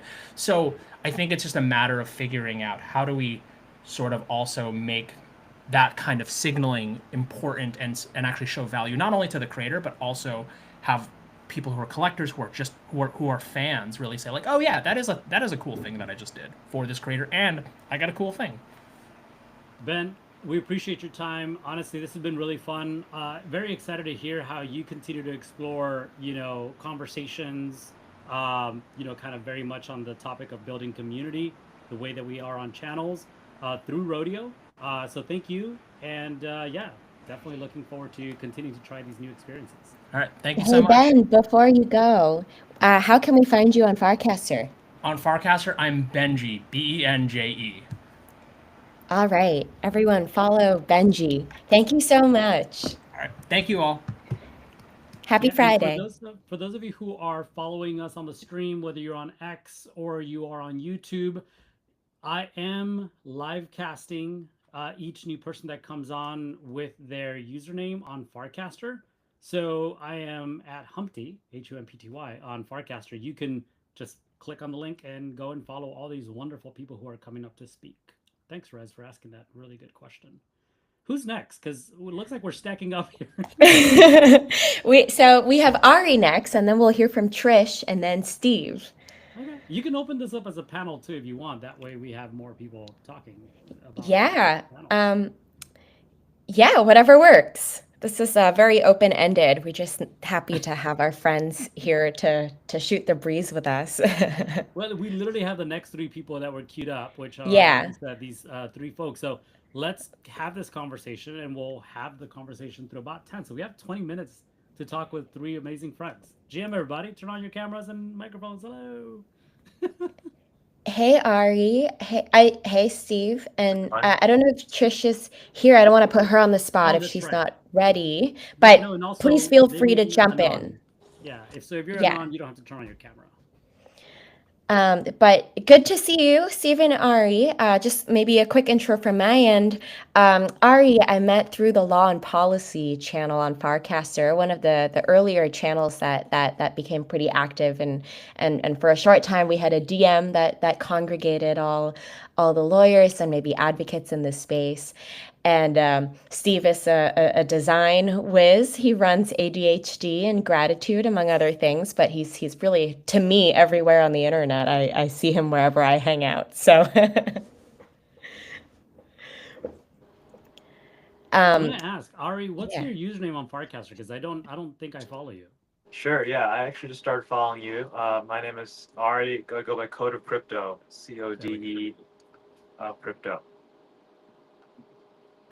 So Ari, do you want to start with telling us maybe a little bit of what inspired you to start the Law and Policy channel, and how you found community through it? I know there have been, at every major Farcaster event now, you guys have a very strong contingent of participants and people who obviously really care about the crypto space.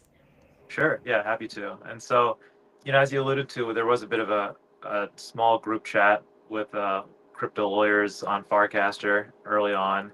And when channels became a thing, I think in December of 2023, I just kind of jumped in with some warps and set up this channel. I think channels are interesting because there's a lot of convergence with similar ideas. And so a lot of people set up channels related to law, crypto legal, law and policy around the same time. But it's kind of like taking care of a precious plant, right? You need to kind of water it, pay attention to it, cultivate it over time. It doesn't happen overnight. And so I think initially the channel was a forum to kind of take this out of a group chat into a broader audience, but also be able to kind of post, share, attract new members. But I think it became clear that like without finding ways to kind of enable that URL to IRL connection, we wouldn't be able to kind of fully get to know one another and realize the potential of the channel. And so we started doing some happy hours. We've become hopefully a mainstay at FarCon. We've done some little journal clubs here and there, some like video calls to kind of talk about articles and papers that come out. But really just, it's a forum to enable people to share and learn from one another about matters related to crypto, law, and policy.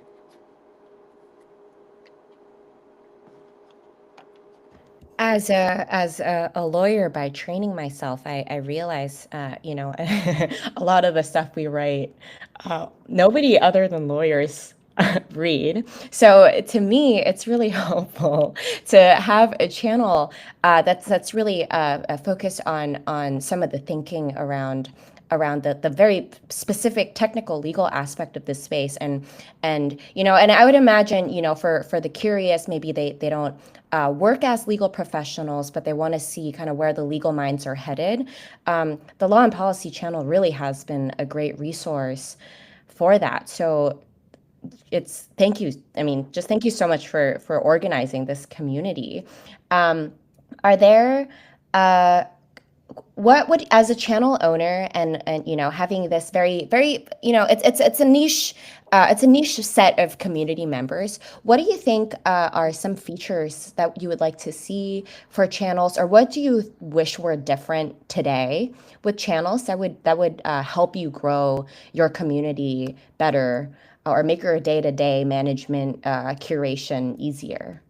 Sure. I mean, I think that's something that's been good, but maybe can be optimized down the road is that as new content comes in, sometimes I have to manually like notify the channel that, by pinning the cast that this is like, so for example, Mike Orcutt wrote a great article through Project Glitch about the Genius Act, right, and stablecoin legislation, which is very timely given, Circle IPOing recently. And so, every time I see a new post, I pin it to the channel, and that's one way to kind of create exposure and get attention. But it's sometimes a bit of a manual process, and also it's like hard to know what to pin and when, and we want to give everyone enough airtime and opportunity to kind of have their cast pinned.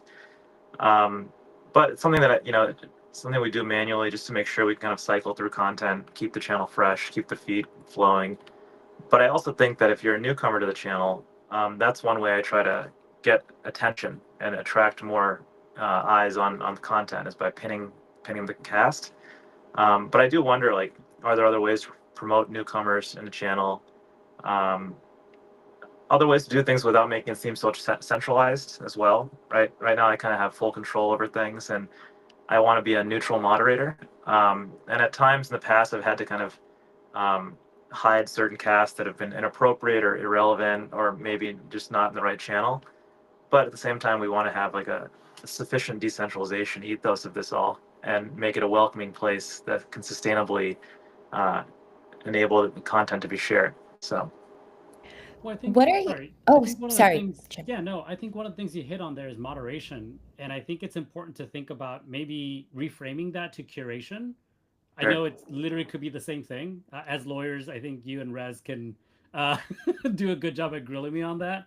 But basically, I think it's interesting to think about like curation being important so that people can understand the purpose of something, and be able to feel comfortable with sharing ideas with a group of people who might share those interests, right? Because if in a channel you allow for just about anything to be cast into it, there's also, it lacks purpose, and I feel people will be less drawn to having a conversation there.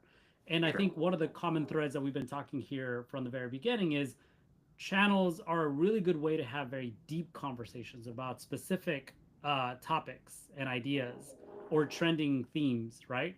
And so, in terms of like law or design or art, I think it's important to have buckets for these conversations and to be a good channel entrepreneur, as the word is surfacing, um, instead of channel owners, is that we also need to understand how we can curate or guide these conversations in these channels. Yeah, absolutely. Steve, we haven't heard from you. Oh, sorry, Rez, I keep interrupting you. Go for it. Oh, no, that's all right. I think just to maybe to follow up on that, having being kind of just still, the current manager of the channel, what are your visions for what types of content that you would like to see, what you like that you currently see, what content you would like to see more? Because, for example, I think sometimes when there are, certain constitutional issues or something that's being litigated on a high federal level, I feel very riled up, and that's where I would go, post screenshots and of opinions and kind of analyze those opinions. And then sometimes I see a meme on the internet that's just lawyers commiserating, kind of like the other day I posted a meme about, a final version of a document being final 17 times before its final version 17, right? And so, is that type of content the way do you want the space to be to be where legal adjacent people just hang out. I know in the early days there were also opportunities where maybe through our DMs or our DM group chat when there were people within the Farcaster community who were building projects and needed legal help, we really were also able to utilize that DM space to maybe help them find some legal need, just some outside counsels who happen to be in our network. So that's just a few examples, but I'm curious to hear from yourself how you envision the direction of this channel going. Yeah, I mean, it would be interesting if there's ways to have subcategories within the channel. Right now, it's kind of a free-for-all, whatever's posted on there. I mean, there's a bit of a cadence. I think there's some folks like Birdnulls that can expect a great newsletter from him every Tuesday. Brogan Law, Aaron Brogan puts something out there on Mondays. Capital Crypto's out there on Fridays with his newsletter. So like, it gives me something to kind of cycle through and keep things flowing. But you know, like McCall Wells hosted a great event in the Salesforce Tower in San Francisco yesterday that her law firm sponsored, and she pulled together. And so we pinned that as a cast to the channel, but we've had 12 happy hours in the channel. We probably have 2 more coming up in June. We had McCall's event yesterday, so events could be a nice category. Service providers like someone like Aaron Brogan, who has connected with clients on here. I'm no longer outside counsel, but when I was at the law firm, I found clients through Farcaster. Also, newsletters and job boards, any number of things. And so you wonder how these things can be configured. Additionally, like a lot of these happy hours, if not all of them, have been funded by the initial DGen airdrop, right? And if the channel had a wallet, and we could say, look, like maybe this is a multi-sig down the road. If this is a way that we can kind of show the value of this channel in the community. I'm not quite sure what that looks like, but yeah, there's any number of ways that can proceed. But right now, it's working quite well. But I could see a lot of different features that could be helpful down the road. So. Maybe the subcategories is something that's a feature that we can have Kira later talk about. Sure. But Steve, I saw that when Ari talked about a channel wallet, it resonated with you. That I saw you nodding. Do you have any? Well, how do you feel about that? Do you have thoughts on that?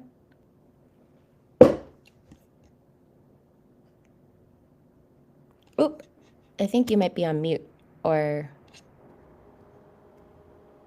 microphone malfunction. Oh yeah, we can't hear you. Maybe while we wait for Steve. Steve, can you hear us? Can you try again? Can you speak into the mic? We heard a pop, by the way. I don't know if that was your microphone. Right before you unmuted. But while we wait for you to troubleshoot that, maybe Trish, you can add your 2 cents on the conversations in terms of how we can capture some of the value, I think is the question that Raz is asking, in channels, so that we can redistribute that in some way, whether it's directly on Farcaster through the same channels or outside of it, like Ari was saying, with these happy hours and other events that are happening, IRL. Hi, can you hear me? Yes. Hi, my God. Trish. I get to talk to Steve. I'm so excited. And you, Raz, Humpty, sorry. Everybody. I'm actually just here to listen and learn, to be honest. Like, I think, I run the Gen X channel, and I took a break from Farcaster in the big boom when everybody got like thousands and thousands of followers. So that channel has been slow growing, which actually is like more my vibe. It's just a small little group of people right now who kind of share the same aesthetic. If you like the music, if you like the aesthetic, that kind of thing. So I've been hesitant to find ways to monetize it. I don't follow streaks because I feel like it's like book club and it kind of ruins it for me. Does that make sense? So I would like to find ways to make it, I don't know, like bigger and more enjoyable. But right now I just really enjoy it. And with everything being like monetized in this space, I would really like to find ways to like monetize, but Looks like Oops. we lost Rez We too. We're lost- having some technical difficulties here. Steve I'm might still rejoin here. too. No, I know. Yeah, I think you and Oh, Ooh, hi. Ari are still here. There we go. We got you back. I don't know what happened. Sorry about And that. we I got don't know Steve where I back. was. I just am like, I'm like the reluctant monetizer. I really do need to be better about monetizing in this space, but everything is so heavily monetized that I just kind of enjoy it, you know, I just enjoy it. And then I have two other channels that are a little bit dormant because I didn't get that big following in the start. It was difficult to get traction. One is my name, just Trish, where I share art. The other one is extracurriculars for talking about things other than crypto, but Farcaster has gotten better at that, so it's less necessary.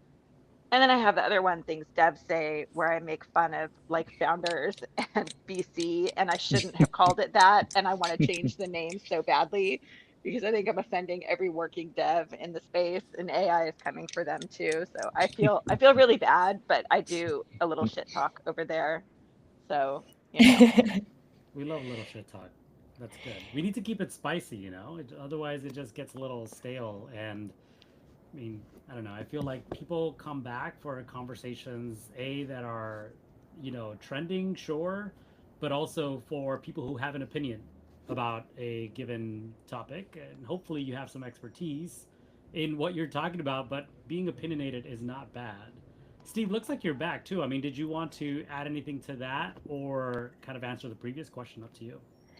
but I also know that Ari told us earlier that he might have to jump off soon. So I just want to get an opportunity to thank you again, Ari, for jumping Thanks for on and having me. nerd out about law and policy. And there's so much more to talk about, and hopefully we'll get a chance, uh, at least offline. Yeah, looking forward to it. Thanks for having me. Appreciate it. Happy Friday. Take care. Bye. Bye. So sorry about that, Steve.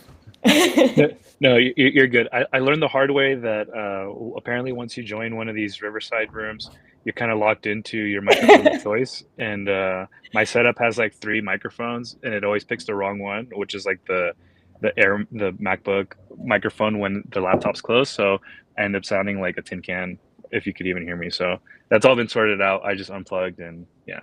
Um, Going to the original question on like wallet ownership, I think it's an interesting idea coordinating funds for like a almost semi permissionlessly. It's kind of complicated. It's kind of skirting on the direction of like being a DAO, right? Like you're just kind of having people talk about some niche interest or topic. How do you put funds in there? Who manages it? I think it's interesting. I don't have any strong opinions about it. Honestly, it's just I've been very excited about, or I would say passionate. I'd say about channels since they became permissionless.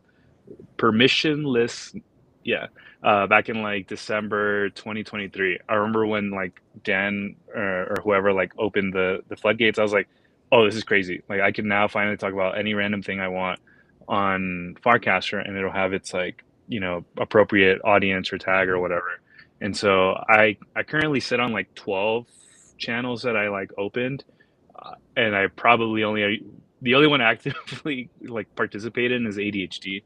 Um, I maybe it's there's some irony in there, but I think my opinions on channels and what they should be and can be has changed a lot in seeing the different iterations of them kind of come through. And I would say currently some of my favorite types of channels are actually the ones like the Trish's channel, Things Dev Say. Another one is Someone Build and Bad Takes. Like those three channels are probably like, in my opinion, the best form factor for like the timeline structure. I think channels are optimistically compared to subreddits a lot because it's like you're kind of sharing the same interest, but structurally they're like they're super different. Like subreddits are kind of like their own landing pages. It's like they have their own, uploading, hierarchies and sorting filters and things like that. It's way easier to navigate them.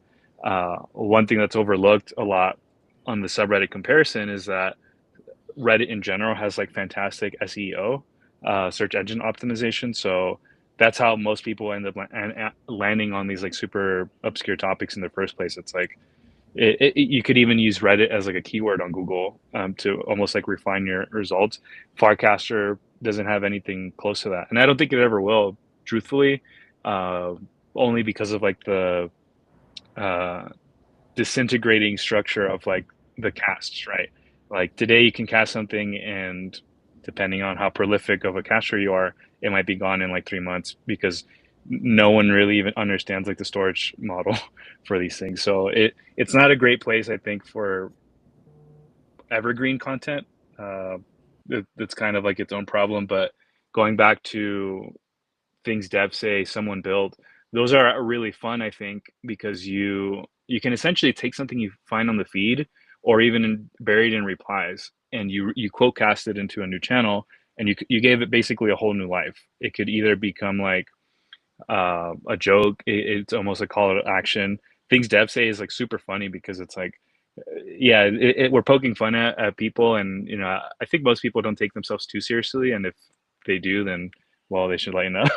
But it's just fun. Like you can just someone will be innocuously commenting on like some gripe they have, and it's like something super obscure, like, and it's like, oh yeah, a dev would say that, and then I'll just find it, put it in things devs say, and then boom, it's like an open joke, and I love that. I think uh, that should be leaned more in like the Farcaster ecosystem, because quote-casting in itself is also a very powerful not behavior. We see a lot. That's how memes resurface. That's how we do a lot of things on Farcaster, and I think if we should lean more into that, in my opinion, as well as like the full permissionless model. I'm probably a little more opinionated on that, on who should be gatekeeping these topics, but I don't want to start a tirade Let's unless you do guys it. want. Let's do it. Start the tirade. Do Pretty it. good. Yeah. I like I, how I I think I'm in like you the came with the minority. match, Oh, Trish sorry. came with the gasoline, and it's Do like, it. okay, go, Yeah. go You for it. know, Share your Mhm. opinions. I mean, I kind of think that we're all part of building something, even though it's not like ours. So I do care. I would love, but I think I'm in the minority on this.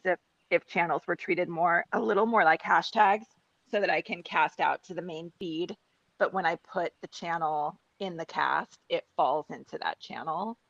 Um, because I feel the thing I don't like about channels is that I feel like I have to make a choice between visibility or putting it in the right category, and I like both, and I probably like categories a little more. I like categories, but that's one thing. Well, I think that's something that's being discussed, right? Is what this kind of progressive evolution of channels would look like. And one of the concepts that is being put up there or proposed is that they are more like categories where there is an AI model that can, obviously learn over time, but at the beginning will be kind of selecting the buckets in which this commentary can go. So I agree with you. I think something that is frictionless, easy to use, I think is great.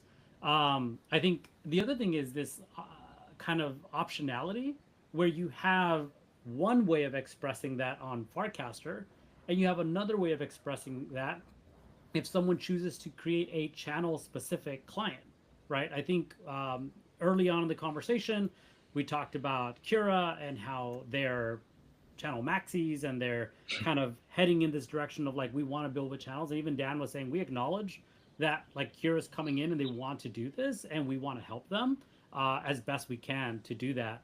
And I did want to agree with you, Steve, in terms of your point of like Reddit as the front page of the internet, which I think that was their tagline for a very long time.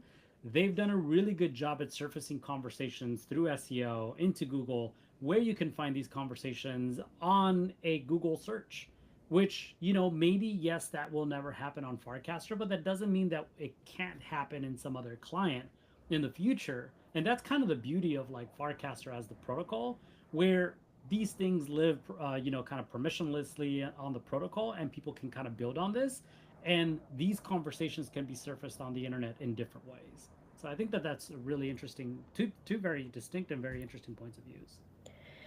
And to add to that, I think historically, just kind of what Trish was alluding to, historically, as someone choosing to cast something in a channel, you're really facing a dilemma of a distribution problem.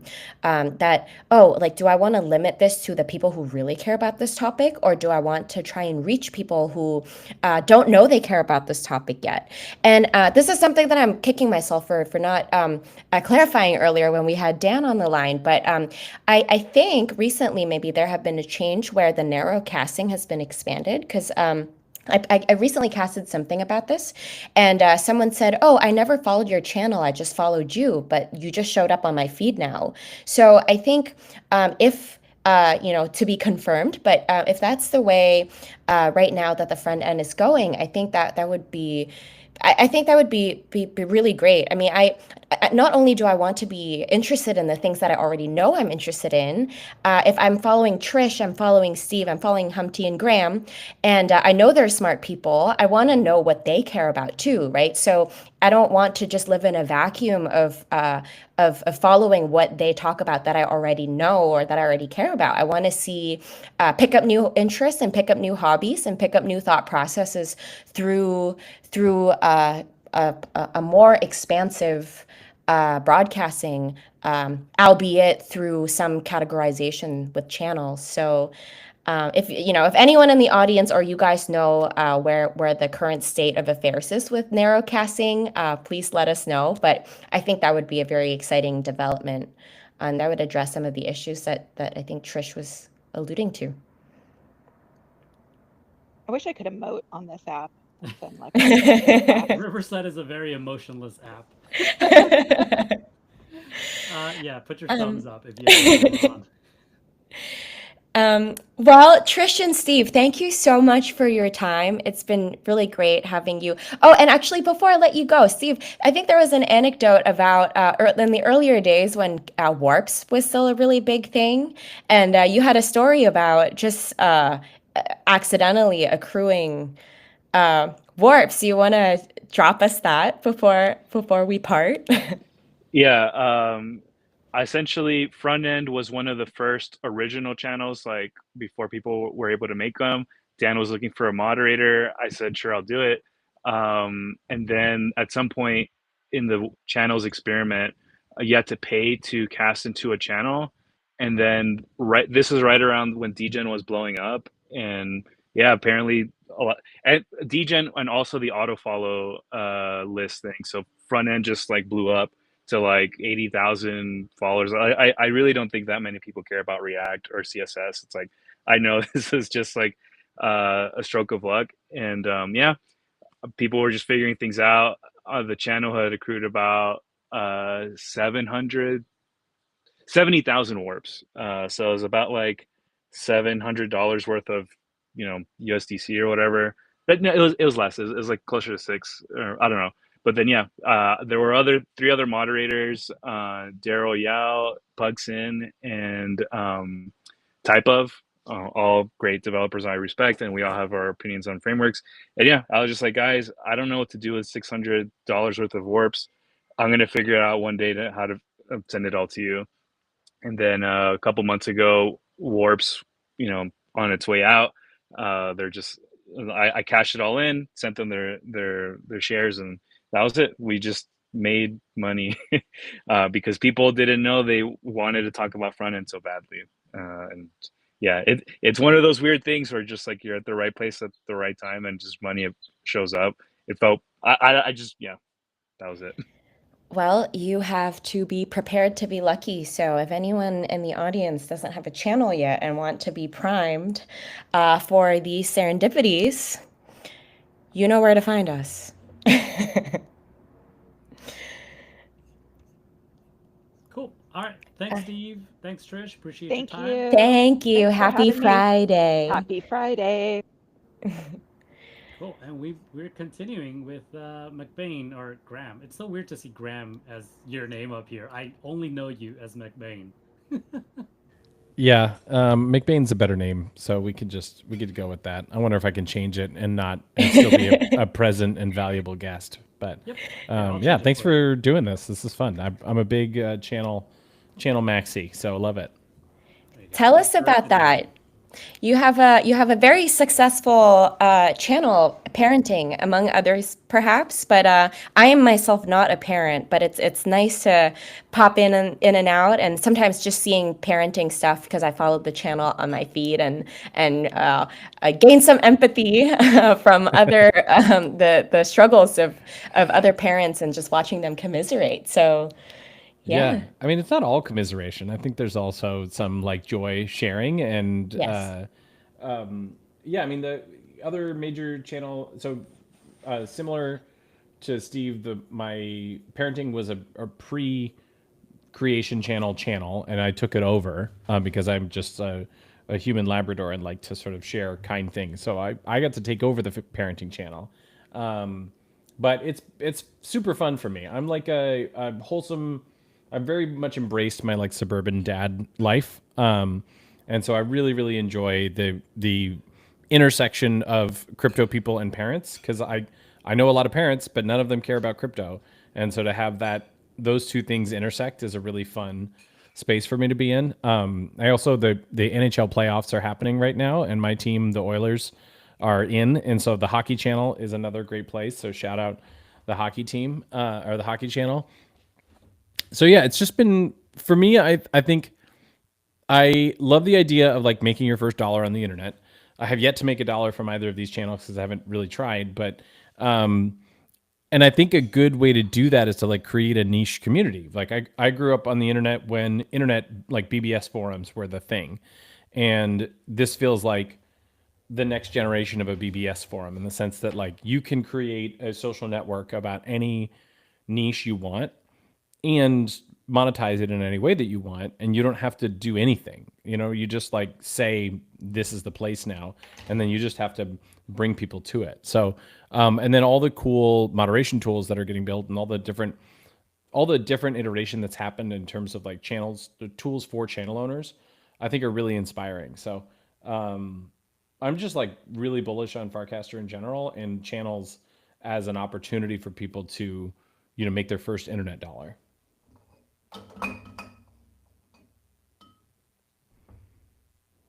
Maybe we lost Raz. So I mean, it's one of the ones that what's it called? What's his name? DWR, right? Yeah. One of the things that Dan said when he first came up here was the kind of initial set of channels that kind of first came into the space and how they were being used. One of the ones that they first created was Farcon. I think for me, and maybe many people on Farcaster recognize you as one of the faces of Farcon in LA. Can you maybe talk a little bit about like the role that channels played during Farcon in LA? Was it kind of a gathering point for conversations about Farcon? Was it your way of like first testing the idea of bringing Farcon to life? As other people have said here, they test the product, they build a community, and then they go out and build it after people have joined the channel. I think, well, sort of two questions. How did the channel play into the event? I think Ted and I are both like, unapologetically enthusiastic Farcaster people. And so we got really excited about channels. Like they were sort of blowing up as Farcon LA was happening. And so we really leaned into them for the planning of the event. Like we went to the design channel and said, "Hey, we need designers." And we went to the, like sports channel, or I think it was the beach channel, and that's where somebody organized the like beach event that ended up not happening. But like the NFT channel. So almost everything that we wanted to have happen in the event, we reached out to that channel first, or the leaders of those channels first, and asked them to sort of take it on. And originally the concept for the event was to have like just a keynote from Dan and Varun, and then all side channel events where like the channel owners would be in charge of going and doing their different thing. And then it sort of got away from us. But yeah, I mean, it was really instrumental, and having a core place for people to post. Twitter has its idea of teapot, like this part of Twitter. But Farcaster has sort of codified that with channels, which I think is a really cool idea. And then the second question was sort of like people can bootstrap an idea and then turn it into a business later. I think that the shape of that is correct, right? Like first time founders worry about product, second time founders worry about distribution.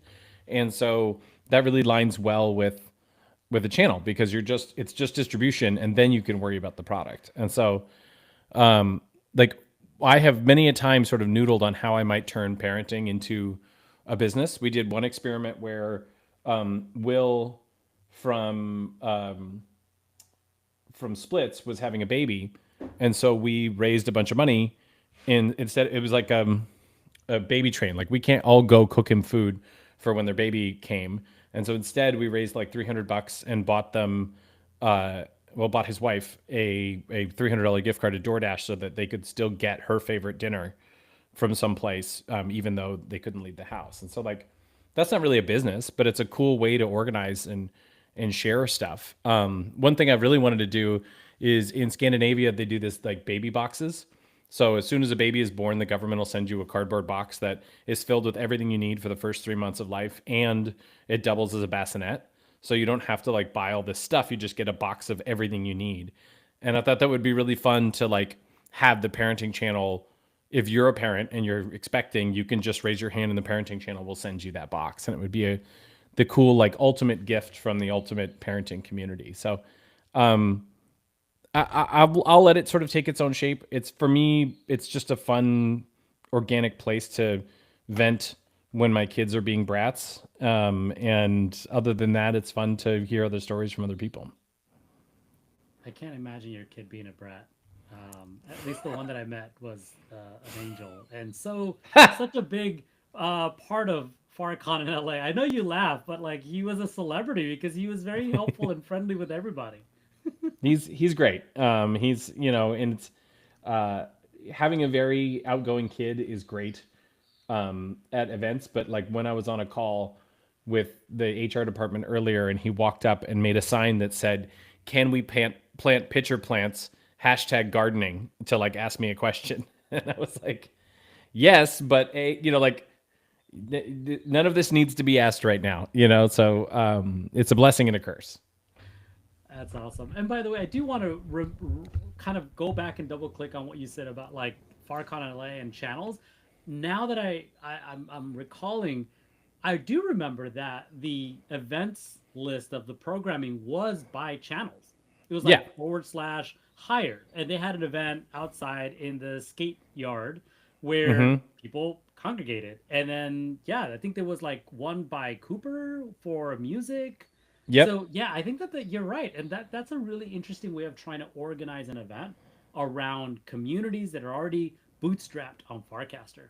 So cool. Yeah, that was the goal. That so it worked out to some degree. So it was definitely fun. I think channels are just a fun experiment, and they're a fun medium to try to build communities.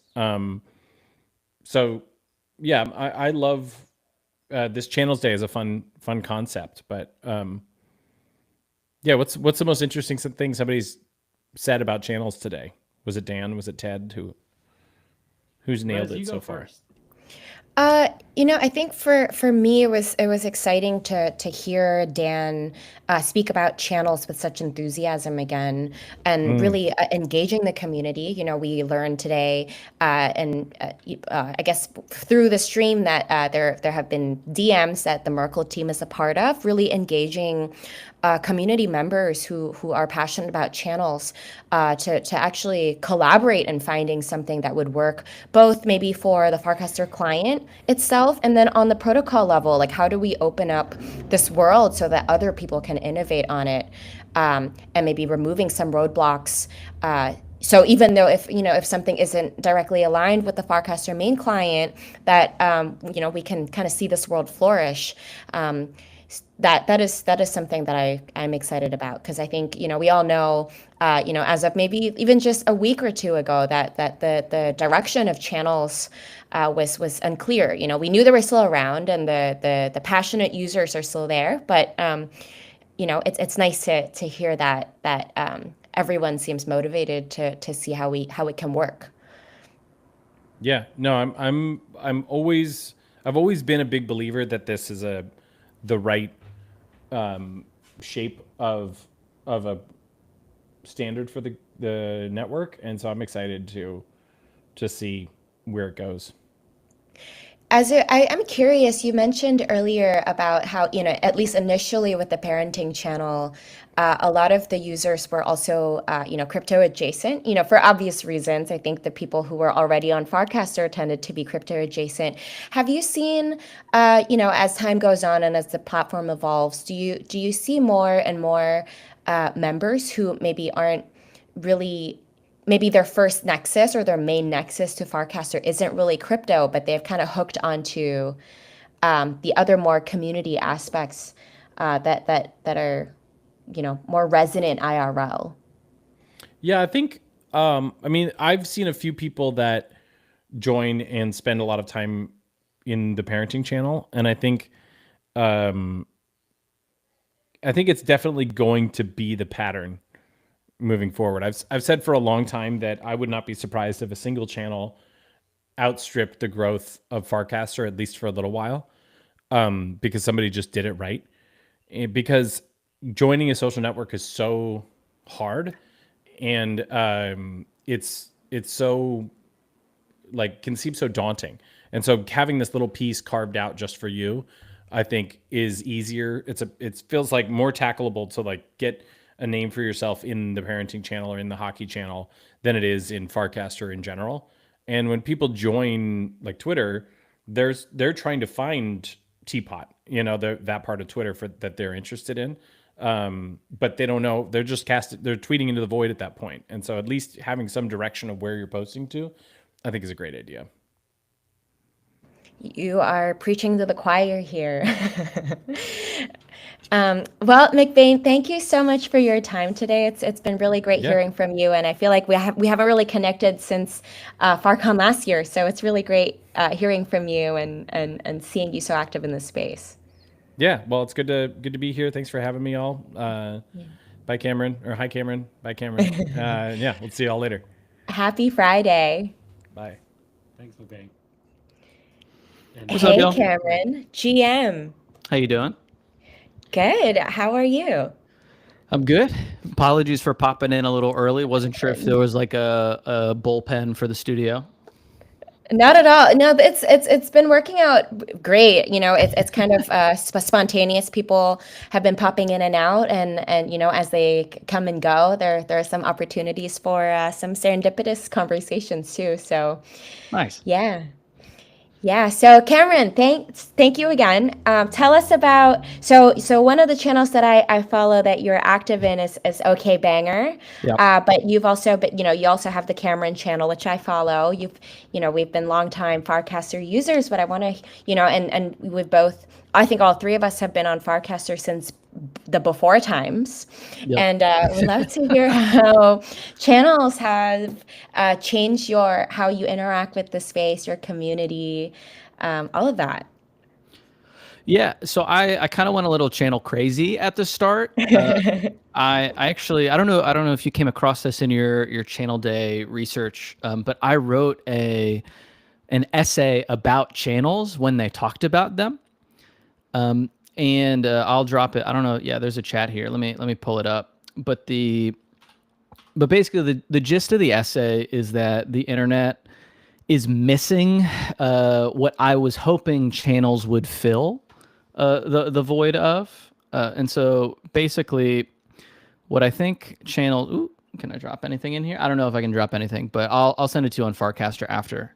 But it's basically like you have you have like a problem with the internet right now where you need global scale distribution to be like relatively as successful as like anything that goes viral on these other platforms. But when you have kind of global distribution by default, you're filtering for very specific types of content. And when you're filtering for very specific types of content, you're effectively shaping whatever the ultimate like big conversation happens on any platform. And so what I mean by that specifically is I think it's Packy McCormick that coined the term like fortune cookie tweets, where if you hit some level of success on Twitter and you want to like continue to grow that, your ideas kind of have to get dumber and dumber in order to appeal to more and more people, until eventually you're not really saying anything at all, because a bland fortune cookie like, you will have good fortune today, like by definition is the most accessible thing that you can do, because it's not really saying anything. And as a result, a bunch of people can interpret what they want from it. And then you just like end up diluting your ideas at the expense of distribution. The value of what I was hoping channels would become, and still can become, is that it's a space that has a bit of the global distribution thing, in that like the stuff that goes in channels can hit the overall algo feed that is going to be like the main feed for whatever app feed, like connects with casts and channels. But it's like a siloed space where, one, not everybody can participate all the time, because not everybody's a good participant in every discussion. And two, it's a little bit removed, so you can develop ideas a little bit more deeply, maybe more thoughtfully, and get at some stuff that's harder to talk about when the conversation is global by default. And so the essay I put together was like, oh, channels very neatly solve this like tension between, you want global distribution, but you also need a place to develop ideas. And so that's why I went channel crazy at the start. I think I own like 8 or 9 channels. I do not actively moderate any of those other than the Cameron channel and OK Banger. But happy to talk about any of those. I think you're in good company here when it comes to many channels. So yeah, I mean, I think I definitely remember having read your early article, and I would love to revisit that after the stream, and just to see how things have evolved and where things have changed. But it really resonated with me that having a space where people can just, whatever topic it is, but if people who really care about this, they know something intimately about something, and they want to be around other people who are kind of talking about that at the same level. Channels afford them that opportunity. Whereas, on that distribution issue, especially when we add in monetization natively, right? The more distribution you get, the more engagement you get. Like now, there is an opportunity cost to it, right? You can sacrifice talking about something in depth and like risking that a lot of people either don't care about the topic, or they don't know enough to meaningfully engage with you on that. And if you want to make money on the platform, maybe you would then be incentivized just not to go deep, as you were alluding to, and you start seeing a little bit of relying strictly on just content on main. You might see a little bit of a race to the bottom, right? From a subject matter engagement level. So I think it was that observation is very astute, and I think we're that's why we love channels, and that's why we're celebrating channels, and that's why we're here. Yeah, I love that. I definitely, I do wish that there was a little bit more incentive to like exist in channels today. But I guess like a pretty reasonable counter argument is that everywhere where there's like a deep niche, I'll say like nerd community on the internet, those didn't start with an incentive other than to just like talk about whatever thing that the group of people was really passionate about. So I do think that the channel's infrastructure does lend itself to being that place once people kind of realize it, and then maybe get past kind of like the initial uh-oh feeling of I don't like crypto, maybe reflexively, that a lot of places on the internet feel. Yeah. So, I mean, just because you've thought so deeply about the issue, maybe it's just a thought experiment here, but is there, can you think of a way where maybe the current monetization through rewards, tipping is maybe one mechanism, but through maybe native Farcaster support, that the distribution of those rewards could be maybe reimagined in a way that would incentivize some of these more in-depth conversations. So I think broadly what the Farcaster team has done with rewards, and they've like extended this through, Farcaster Pro, and making that be like part of protocol, potentially rewards. I think what they're doing is broadly doing what they said it was going to do, which is you have this definition of good content being what people on the platform engage with. Like, you and I don't get to decide what's good content. Like, we might have opinions about it. We might say like, oh, this is, higher quality than this thing. But at the end of the day, the beautiful thing about the internet is people get to decide what is good. And so Farcaster's taken that definition and run with it. Some weeks that's kind of like the walk and talk video meta. Some weeks that's, Bert the dog, posting as the dog, and other weeks, like a while ago, it was Afro Chicks, like talking about her exercise. And so like, it's doing a good job of highlighting kind of a rotating amount of like good content, because the next layer that they have in there is basically an anti-spam or anti-manipulation layer of a bunch of people coordinating to fake make certain counts pop. I don't think you can do that at the protocol level yet. But so what I would say as a way to incentivize channels, I think they could have like a parallel, smaller version of creator rewards that are specifically about channel posts. And like, it's hard, but ostensibly like these channels are a place where the people in them are promoting things that are related to the channel, but just highlighting like not just the person who made the best content, but the best post itself in food gets $5 over the week. Like, they pick a couple core channels, and we know kind of like what channels that are universal across the internet are. You can just kind of look at subreddits to figure out like what people genuinely have cared about over decades and decades of interacting on the internet. You pick 10, 20, we'll say like critical channels for Farcaster getting out of its own bubble, and like $5 to whoever has the best post in any of those channels, just as a way to start the flywheel of changing people's brains of, oh, posting in channels has a point. Because like right now, I think a lot of people don't feel like it has a point. Yeah, and I think even, I've also thought about something like that, right? Like, oh, if we didn't do it just, the full protocol and assigning rewards that way, is there a universe where, kind of like what you were saying, some of the rewards, the funds are allocated to specific channels, and maybe the distribution mechanism, I didn't really think through that.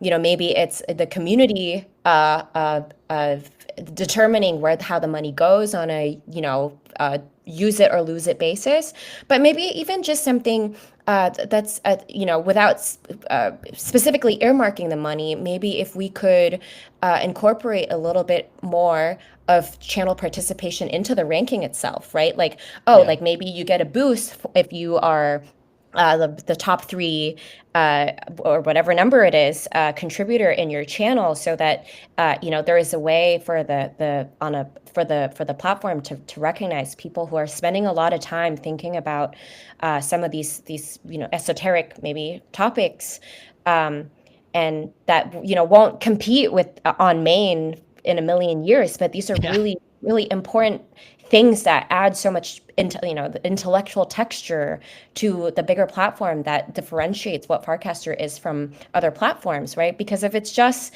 if it's just main, well, for a while, I imagine Twitter has a better main, maybe, right? So Better is doing a lot of lifting, but like for like a global scale interaction, I would say, yeah, for sure. Like all of the Elon Trump stuff yesterday was on Twitter, right? Yeah. Yeah, so that's something to think about, and I hope that makes it into the conversation. Are you actively part of the kind of Farcaster channel direction conversations as well? I not any more than anybody else. Yeah. I do think, I'm not like a Merkel Farcaster team apologist. I've been on Farcaster for a long time, and so I've publicly supported them and publicly criticized them, depending on what the current thing was, in my opinion on it. What I will say is I do think Dan does a really, really good job of reaching out to people that have consistently shown that they care, and are able to like talk about it in a way that's like respectful and non-reactionary. Obviously, that means some people, especially new people to the platform that want to hear their opinions or want to see that their opinions are being heard, feel like they're getting paid less attention to, and like arguably they should be because they just got here and they don't really understand the history of the place. That doesn't mean if they stick around for the next year that their opinion should still not be as listened to. But so like to the extent Dan is doing the DMing and being like, like I got a DM when they were about to launch Farcaster Pro, and like I'm not saying I was the one who came up with this because I'm sure a bunch of other people said this in the DM, but one of my immediate responses to their initial version for Farcaster Pro subscription was, if you make this in any way related to the algorithm and success in the algorithm, people are going to lose their minds because it immediately becomes like, okay, Farcaster Pro is pay to play for Farcaster. And ultimately, the template that I received in my initial DM, like, you know, a couple days later when they finally launched it, it didn't include that part of it. And I think other people probably messaged that too. And so I think that kind of the stuff we're talking about will be listened to. So I'm kind of hopeful in that respect. That's very promising. Tell us about OK Banger? Yeah, for the audience who doesn't know. Yeah, OK Banger is Kristen and I's weekly, mostly show. It's evolved over the past 6 months, but now we center every week's discussion around an important topic that's embodied by a book or an essay or like a piece of media that we think does a good job talking about whatever we want to talk about. So a couple weeks ago, we did a show on anti-memes, and we used the book "There Is No Anti-Memetics Division," which is a pretty popular sci-fi book, at least in like the Twitter sphere part of the internet. And we talked about memeticism, what like makes a meme versus an anti-meme, and how you can think about that as you're operating on the internet, and like why thinking about using these things when you're like making stuff as a creator or whatever is probably a good thing. Honestly, partially because it contributes to this way to make spaces where not everybody is trying to weigh in on a conversation because they haven't done the requisite work to participate in that conversation. So OK Bangers, our weekly show every Tuesday at 11 Eastern time, 8 a.m. Pacific. Okay, so, and I understand the term OK Banger to be a Farcaster meme itself. Yes. Would you say OK Banger is a Farcaster native podcast? Is that fair to say? Yes, asterisk. We don't spend a ton of time talking about Farcaster specific things because we want the show to be accessible to people that haven't discovered Farcaster yet. But by nature of most of our audience being on Farcaster and using it every day, we talk about stuff that's very important to Farcasters. And so OK Banger was a meme that emerged like about a year plus ago. We're trying to come up with different names for the show, and we knew we wanted to talk about really important, like really good ideas, because that's what Christian and I just like to do when we're not on camera as well. And so OK Banger was our way of nodding to the platform that we met on and kind of like developed our professional interactions. And also, it's like really fun to be able to be like, okay, every time somebody says something good, it's like, OK Banger, that was like a great point that you made. Yeah, so I see Anshul is here, but one more thing that I wanted to ask you to kind of tie it back all into Dan's conversation earlier about maybe aligning channels' interests with Farcaster's growth interests. So you have this podcast. It's kind of born out of a Farcaster meme, but the topic isn't really confined at all to anything crypto or Farcaster related even. Exactly. So and I know, and maybe it's really just because that's how I came to know about the podcast, but I know about OK Banger as a podcast because of the OK Banger channel.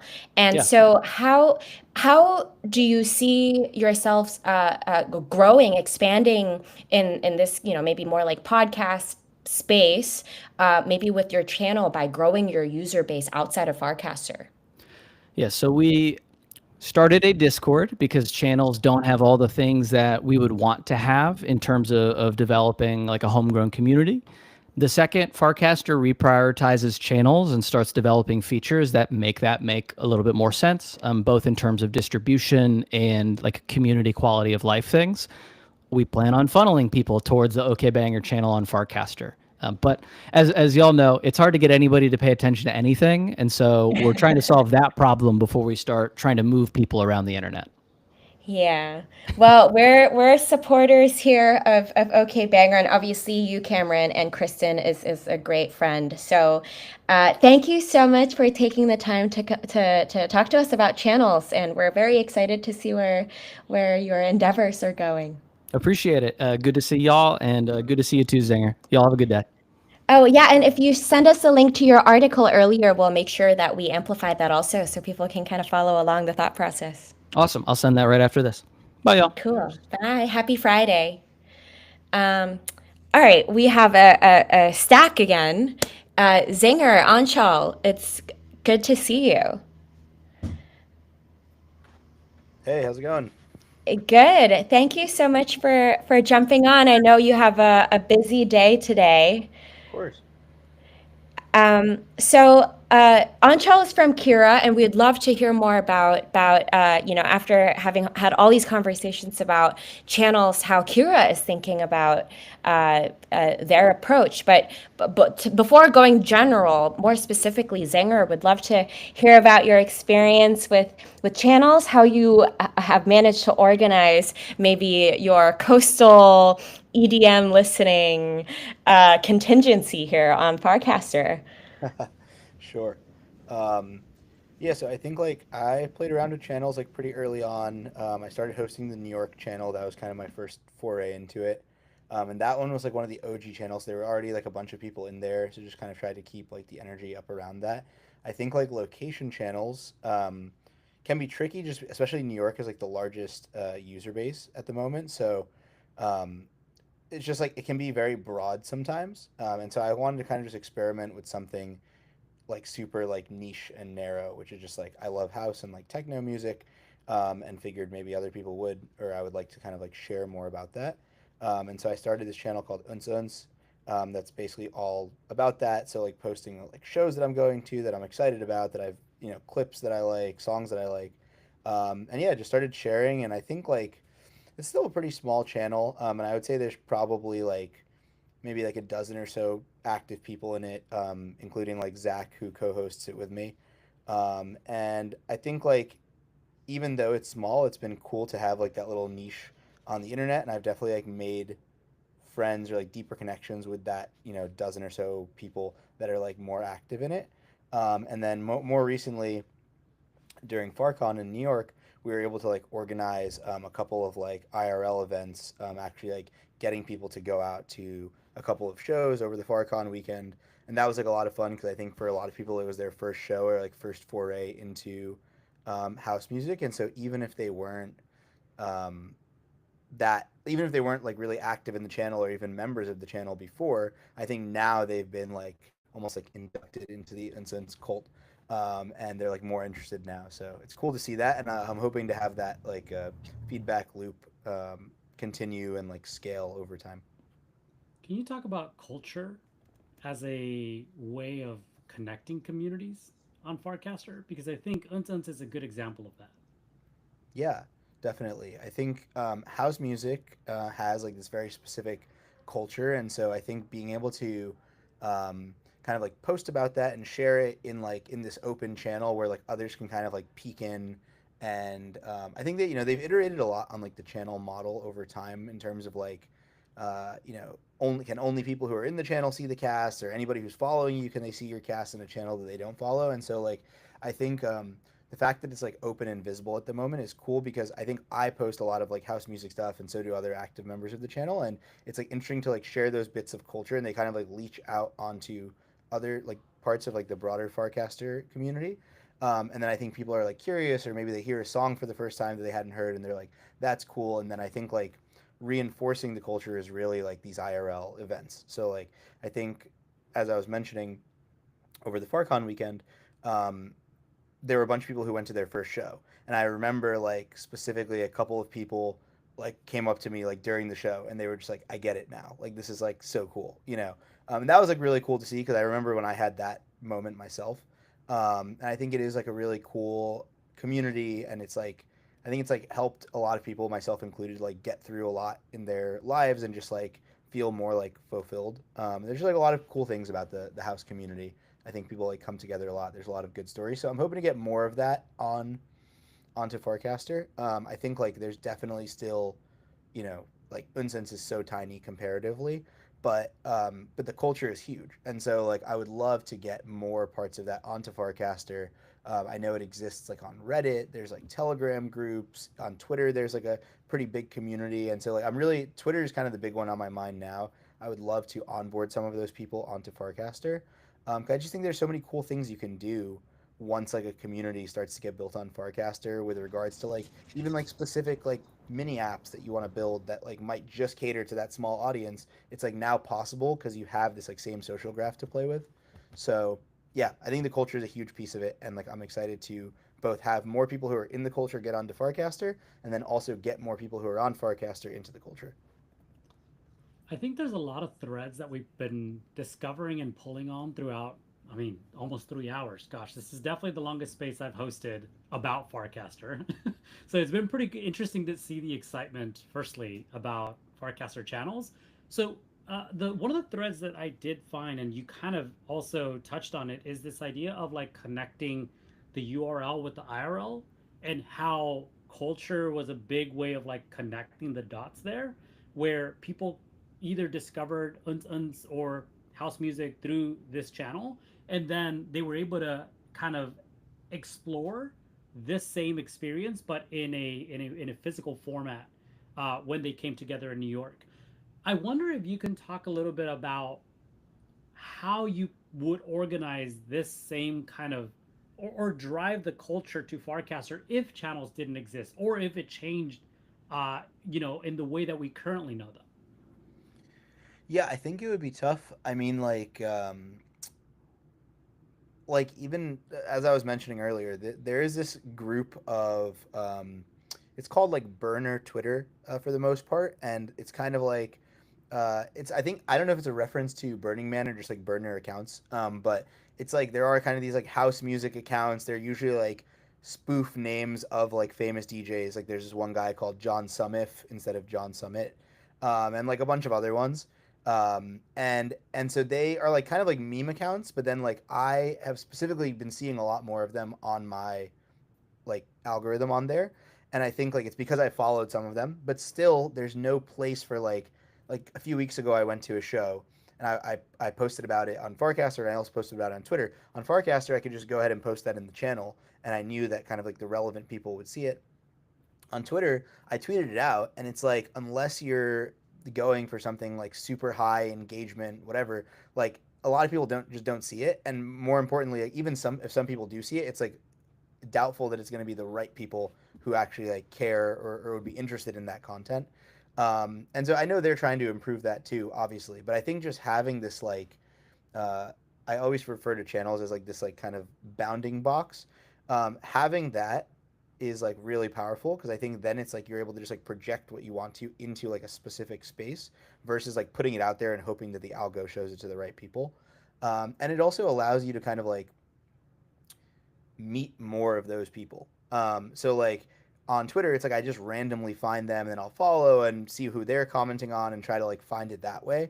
But I think like it's nice to be able to like show up to a channel and be like, oh, here's all the people here, and like you can kind of look around. It's like you feel like you're showing up to a house party and kind of like, okay, here's the different people here. I can get to know them over time. It's like this revolving cast of characters.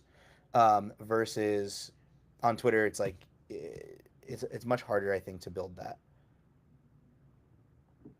Yeah, and again, I just want to give a nod to Rez, who during our first coffee meet when we were conceiving this event, she spoke of the ability to not just talk broadly about topics, but to talk deeply about them, and how channels is a facilitator of that.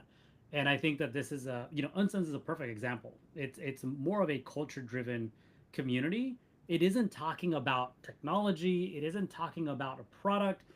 It's talking about a feeling, a vibe that's driven by the music, right? And the people that care about this music. So yeah, I appreciate you kind of like reinforcing that. I think one thing I just want to say on that, that's like a great point about the deep and just like the nicheness of it. I think that allows you to like really, yeah, go deep into the culture without feeling like, oh, like this is like such a niche post. Like I've posted stuff in the Unsen channel that is like for such a niche audience, whether it's like an inside joke or not even an inside joke, but it's like something that happened that you really would have to be like plugged into the scene to even understand what I was talking about. And I feel so much more comfortable posting that on Farcaster than I do because of channels than I do on Twitter, because if I post it, it's just like people are gonna be like, "What is this guy talking about?"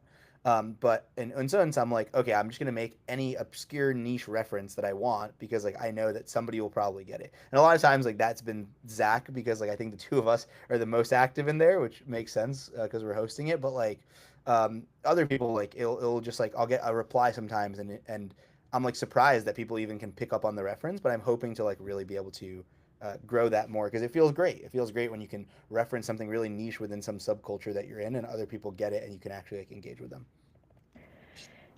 I think too with house music and techno, just based on the origin of the genres, right? Like they came from the underground, like in LA, in New York, I'm sure too, in Brooklyn, you want to see a lot of like really good music. Sometimes, they're in some sketchy warehouses, right? The whole culture is kind of built around this idea of being counterculture, being around not being the mainstream. I mean, house music, especially tech house, has gone really popular now, but like the kind of the ethos of it is like no cameras, right? And that is not really conducive normally to a feed on main, right? Like that's for the the Taylor Swift and the John Mayers of the like, right? Like they're the radio hits. Whereas like if you want to really like get deep and like you want to see who are the other people who on a Saturday night 4 a.m. would be out at a warehouse. That's where you go. You go to Unsense, right? So I think there's a really interesting interaction, just like on a bigger, more macro level, how cultures interact that I think is mapping very nicely through channels on Farcaster. And I'm really excited that we have this space through the hard work of you and Zach. Thank you. Yeah, it's been a lot of fun, I think, to continue to build the community. And yeah, what you said is like spot on. It is a very like underground culture, but it's also like it's underground and kind of like niche in this way, but it's also like super welcoming, which is really one of my absolute favorite things about it. Even these people that I took to the show during FarCon, it's like it was their first show, and you just immediately can tell like people just have good vibes at the show. Everyone's just like really friendly, great vibes. There's not like people like fighting or trying to push to the front. Of course, there's some people like that, but like generally, I think they get shunned by the community because it's like very much this like sacred space of like, hey, it's like a really welcoming community. Show up as you are. It's not like some sceney club. Like literally, it's a warehouse. Wear whatever you want. Some people look like they're coming from a Halloween parade. Other people are dressed to the nines, and it just doesn't matter. Like people are just enjoying themselves and vibing and feeling the music. And so I'm hoping to both continue that IRL and also like get some of that culture onto Farcaster and yeah, like I said, get more people on Farcaster into the culture, get more people who are in the culture onto Farcaster. That's kind of like my mentality with Unsense. Very cool. Well, Zinger, thank you so much for giving us your time today. It's really great to hear more about the story behind Unsense. And if anyone here listening doesn't follow that channel and you are interested in learning more about house and techno, you know where to go. Yeah, thank you guys so much for having me. This is awesome that you guys are doing this. And enjoy I'll keep watching the rest of the show. Enjoy. You too. Happy Friday. All Thank you right. so Have a much. good weekend. Bye. All right. And last but certainly not least, Anshul, it's really nice. Yeah. Is last to talk about Kira, and I kind of was hoping Zinker would stick around because I wanted to hear his thoughts about like what Kira is building, because this is like, I mean, even Dan mentioned it. They are the channel maxis. They are the ones that are like building a product on channels on the so decentralizing them, as Dan was saying at the very beginning of this live stream, is very much important to all of us because Kira is building a product to service people like Zinger with Uns Uns, who can't find another way to build these conversations deeply and not just broadly through channels. So GM Anshul, give us a short intro because you're the final one here. So take all the time you want until we get kicked out. Yeah, sure. Thank you so much for having me. I'm really excited to be a part of this conversation. I know Sahil was going to be here, but he had a personal conflict, so unfortunately he couldn't make it. But you'll get what you get from me. So yeah, I think for me, I'm working with Cura, but I think I am really passionate about communities, especially after I've had the opportunity to talk to so many channel mods and community builders and entrepreneurs on Farcaster and even outside of Farcaster, honestly, through Farcon and ETH Denver. Calls, DMs, and one thing I've understood is running a channel, it's deeply personal. You can't just do it because you want to make a business out of it. It has to be personal. It has to be something you're passionate about. And unfortunately, right now, it's an unpaid labor job. That's what it is. So I think some of the strongest communities and bonds that are formed on Farcaster truly come from that passion, and I love to support that and see that. And at Cura, really, that's what we're trying to do, right? Bring that channel and community experience to people and make it more rewarding, not just for channel mods, but also the actual community. Make it more rewarding for them, whether that's actually mods being able to reward their members, whether that's through leaderboards, whether that's through high signal content, just so that they don't get lost in the noise. I think that's what Cura is trying to bring.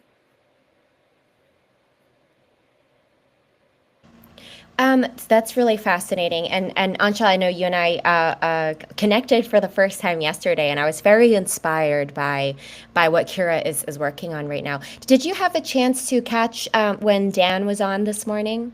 Yes, Or yes, throughout, yes. yeah. Was there anything throughout today's?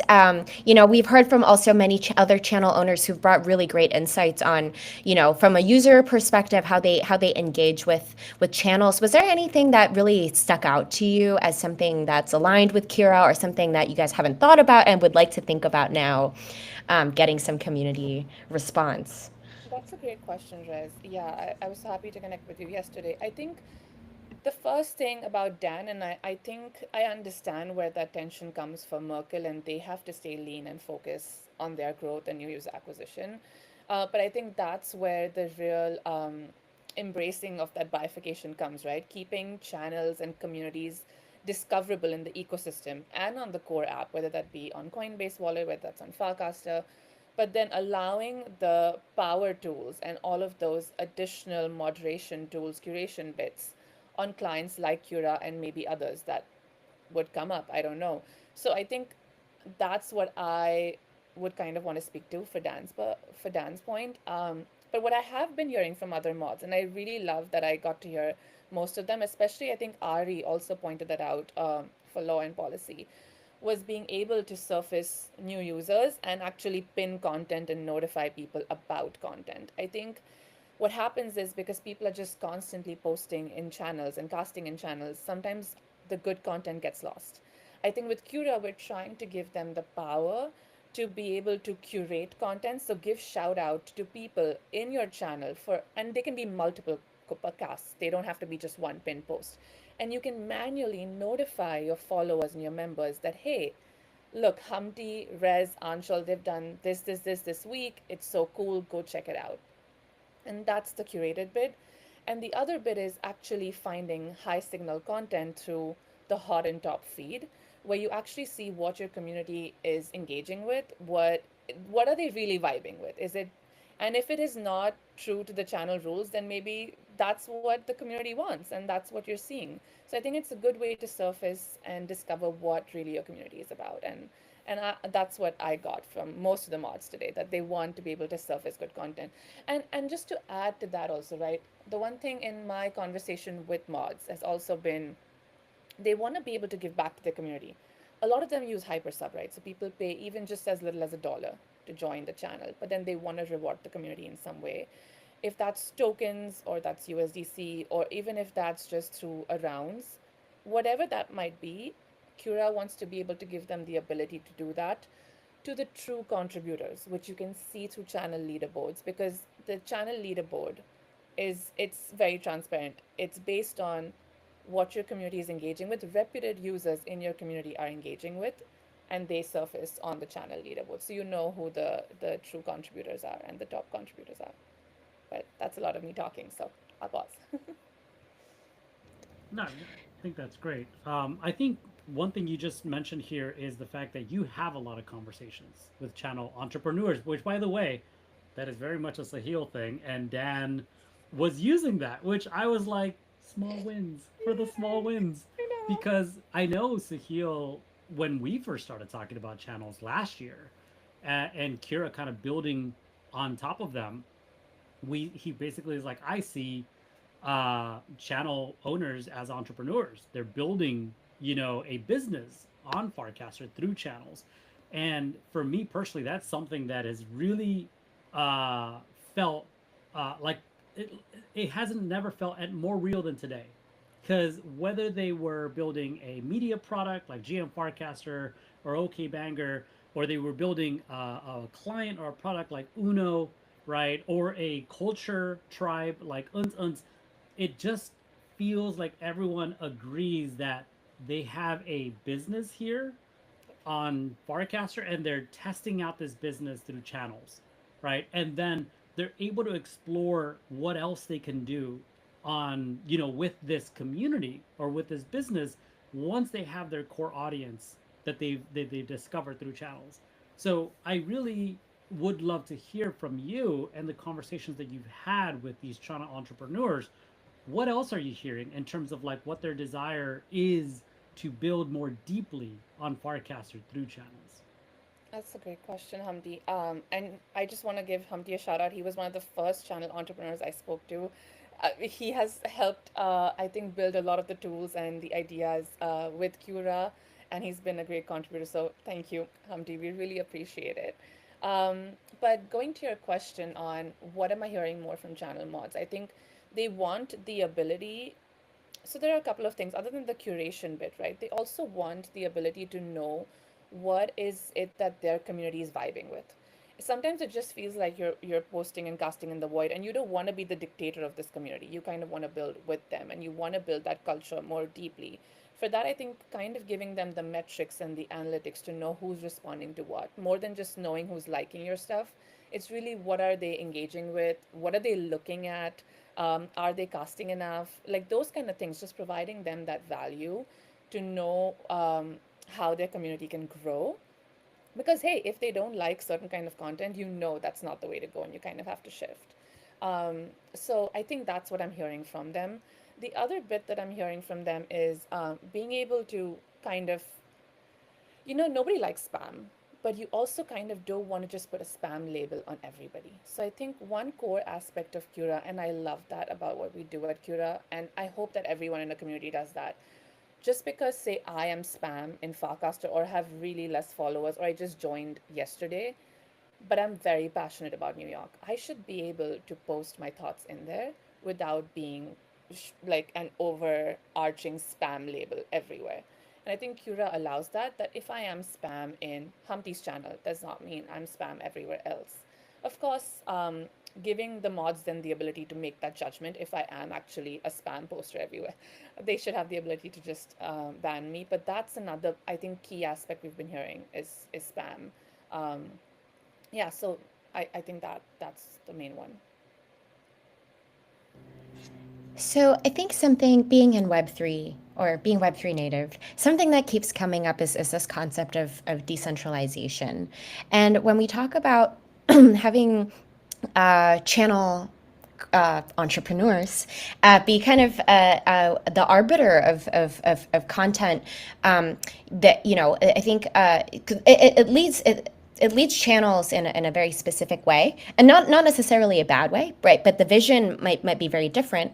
And you guys also have a separate view where you could instead of sorting through certain metrics, like maybe community engagement, like that is a more relevant metric to me, and that is something that you might be able to utilize on Cura. But I'm curious to hear about maybe more just on a philosophical level how you guys are thinking about channels, because I think sometimes, as a channel owner, maybe I mean, it's a natural instincts, but like, oh, you have an idea of how you want a channel to go, but what you really want to decentralize is the work, right? You want to find some consensus in, maybe among your other moderators, among your active channel users on like, oh, this is kind of where we see the conversation going in our little cozy corner. But then, it's like, well, but I also want to kind of let people take ownership and contribute in managing this space that is ours.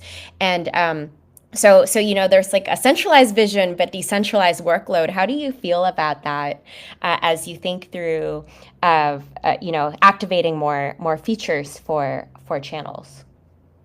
That is such a good question, Rez. I think because we think about that all the time, right? You can actually just compare Cura to, say, Reddit for a community, right? And Reddit has kept everything centralized. Mods have never been given the due for all the hard work that they put in, and neither have their communities. Everyone's just endlessly pouring their love and passion in there. So I think making it decentralized is a big part of it, and allowing the community and mod to feel full ownership of what they're building. I love this idea. I think we discussed it with Humpty and a few others. Was we don't in our last call was we don't want a community to feel like they're tied into one app. Channel owners and entrepreneurs should be able to take their community wherever the community is, and if that's on X, on YouTube, on Farcaster, Coinbase, where everywhere with them, and have their own landing page and own their own community, and it should be able to be discoverable in this ecosystem on all of these platforms. I think that's what, going back to Dan's point I was referring to before, was um, Cura can hold and give all those tools and power to mods, and we'll keep iterating on that, right? I know the more we talk to channel owners and entrepreneurs, they have other visions and ideas, but essentially we want them to own their community and take it wherever it is. I know for Humpty, sometimes it is not just Farcaster, because he's also bringing other like-minded people on Farcaster and onboarding them. So some of his community members and creators might actually be on X or YouTube, and bringing them is so important. So that's what I think truly decentralizing it would be for channels. Humpty, I don't want to speak for you, but I think that's the sense that I usually get for Crypto Sapiens. Yeah, I mean, I think it's about having different touch points, right? So Farcaster isn't the do all end all. It was interesting to hear from people today that they were very focused on Farcaster, and while they have touch points outside of it, I think it's a growing, kind of something that you mature and you grow and you learn that you can't just rely on one distribution channel, right? I'm not talking about channels, just like Farcaster overall. So one thing that I learned a while ago is that in order to engage and just be of service to the community that I serve, I need to be where they are.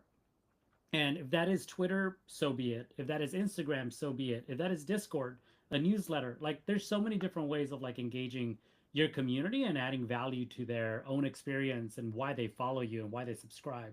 So, yes, in our conversations, we talked about like Farcaster for me being the most crypto native way to talk about on chain media, which is my focus, right? And so I want to be able to bring people together and have that conversation on Farcaster. And that was the reason why the Crypto Sapiens channel was born. Now, do I want people to come onto the Farcaster app to do that? Not necessarily. Like, if I can have an app experience that I can connect to my website, which is like app.cryptosapiens.xyz, that would be the best way to do it. Because the fact of the matter is, I usually funnel people to my site either to read the newsletter or collect an NFT, or there's a lot of different activities or actions they can take on the website.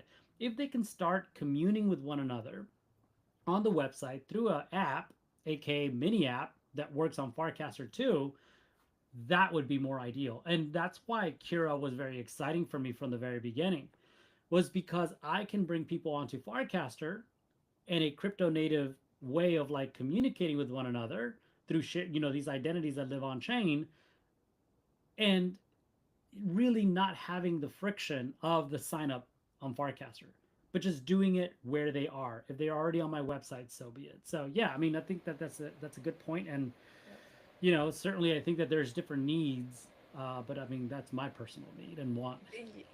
Yeah, I mean, Rez, also, just like, I love that Humpty said that, and just to add to that, to kind of like wrap it up in a philosophical way, I would say, um, what we want is that the goal should be whatever your version of community ownership looks like, right? Cura should be the infrastructure that supports it, um, and not necessarily overrides it with their own opinion. So that's probably the way I would put it philosophically. I love that.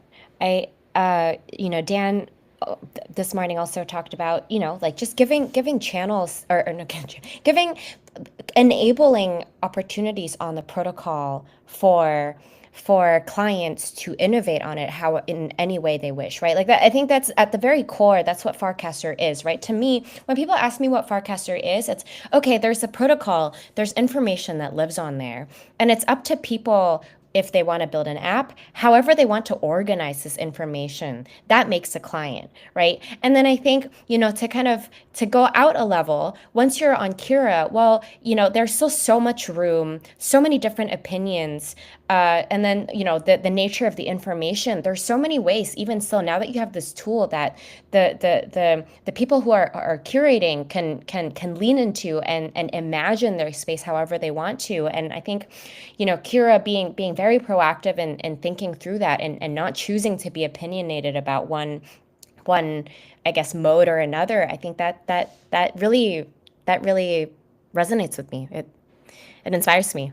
Yeah, and we actually want to meet the users where they are, and that's why we also have the Cura as a mini app, right, on Farcaster for anyone who doesn't want another app or is not sure how that experience is going to be. They can feel that experience on Farcaster, to know what it is and what value it brings to them, as a community member or a channel moderator or an entrepreneur. Can you tell us a little bit where Cura is going? Maybe some upcoming interesting updates or things that you guys are really thinking about right now or debating on even? Well, I think there are a couple of things that we have on the roadmap. The two things that I'm really excited about, that I would actually talk more, is one is the new user discoverability. I think, in my conversation with so many of these channel owners has been able to discover new users that are in your channel.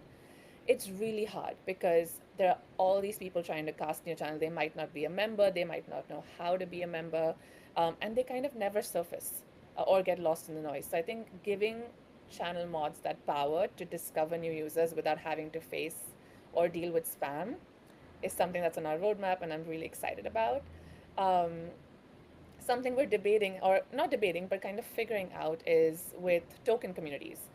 Tokens are a huge part of Web3 and crypto, right? So we actually have, a token feed that's still in a beta testing phase, but we have a token feed where you can actually see what true token holders and genuine token holders are talking about. It doesn't have to be about the token necessarily, but just what are they engaging with, what are they casting about, and then also you can see, what are they talking about the token. So I think that's really powerful, but I think we're still in the figuring out stage of testing it with token communities to see what value it brings. That's exciting. I don't know if I was allowed to say that, but I said it anyway this time. That's why we're here. Literally, You the heard it banner here we- first. the banner we created was like alpha drops right on Farcaster. So you literally just did an alpha drop. Love it. Sahil, thank you for sending Anshal. Uh, you're like the who's the Spider-Man now? The Tom Holland of the Marvel universe who's dropping all the secrets of the MCU I hope without. this is not my first and last podcast then. No, no. I love that you're here, actually. So you said at the very beginning, oh, sorry you couldn't get to heal.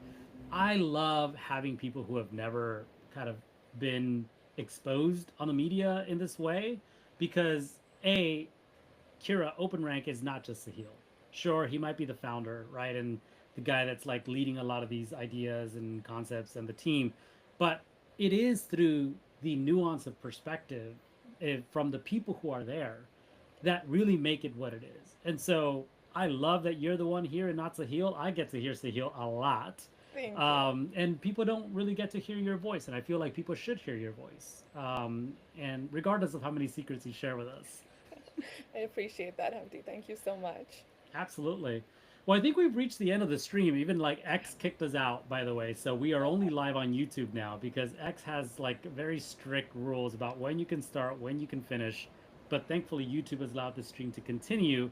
And if for anybody who missed it, I'm going to be posting this on our podcast. So on Spotify, Apple Podcasts, you'll be able to rediscover this again. Anshal, you've been a superstar. thank you so much. Honestly, Thank you so you've much for given having us a me, lot you of guys. insights. Thank you so much. I appreciate it. Happy Cool. Friday. Thank Happy you. Friday to you. Happy Friday. Bye. Bye. Bye. All right, Rez, just you and me. Yeah, What did you Humpty, think? that was great. It's so exciting, old friends, new friends, just, hearing about where things are going. This has been a really great stream. And actually my first time hosting a podcast, so thank you so much for giving me this opportunity. Yeah, I want to recognize you for having really lifted this. A lot of everyone who showed up today, with maybe the exception of one or two people, it was you reaching out and just sharing with them the event. The concept of this event was born out of a coffee and croissant in Venice when we met up for the first time. So I think it's so cool that even after only one meeting, we decided, oh my God, we're going to be really great collaborators. And we made this happen. And channels have never looked better, in my opinion. The Yes. conversations were great. Yes, and Humpty, this wouldn't have happened without you and your diligence and tenacity. So thank you so much for making sure that this happens. This stream was your idea, and I'm really so glad that we did this. Got some good feedback, and we've managed to go 3 hours without telling our audience how they can participate. True. That was horrible on our part. Hopefully, let people know what they can do.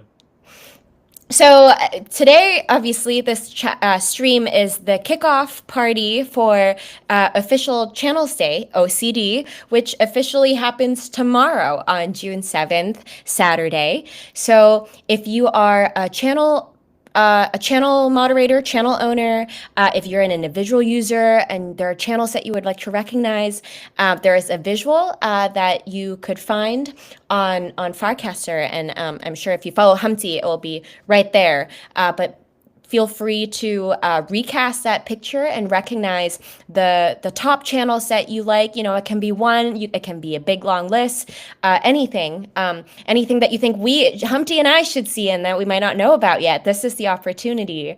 And in terms of channel active channel users, we'd love for you to also recognize some other fellow users who have been active and contributing and really, consistently providing content that you guys appreciate, this, so that they know that this is time to make more of it. We're here for it. Awesome. Well, Rez, it's been great. We'll see you. Yes. We'll see you on chain, as I like to say. Yes. Happy Friday, Humpty. See you on chain. Bye-bye, everybody. Bye.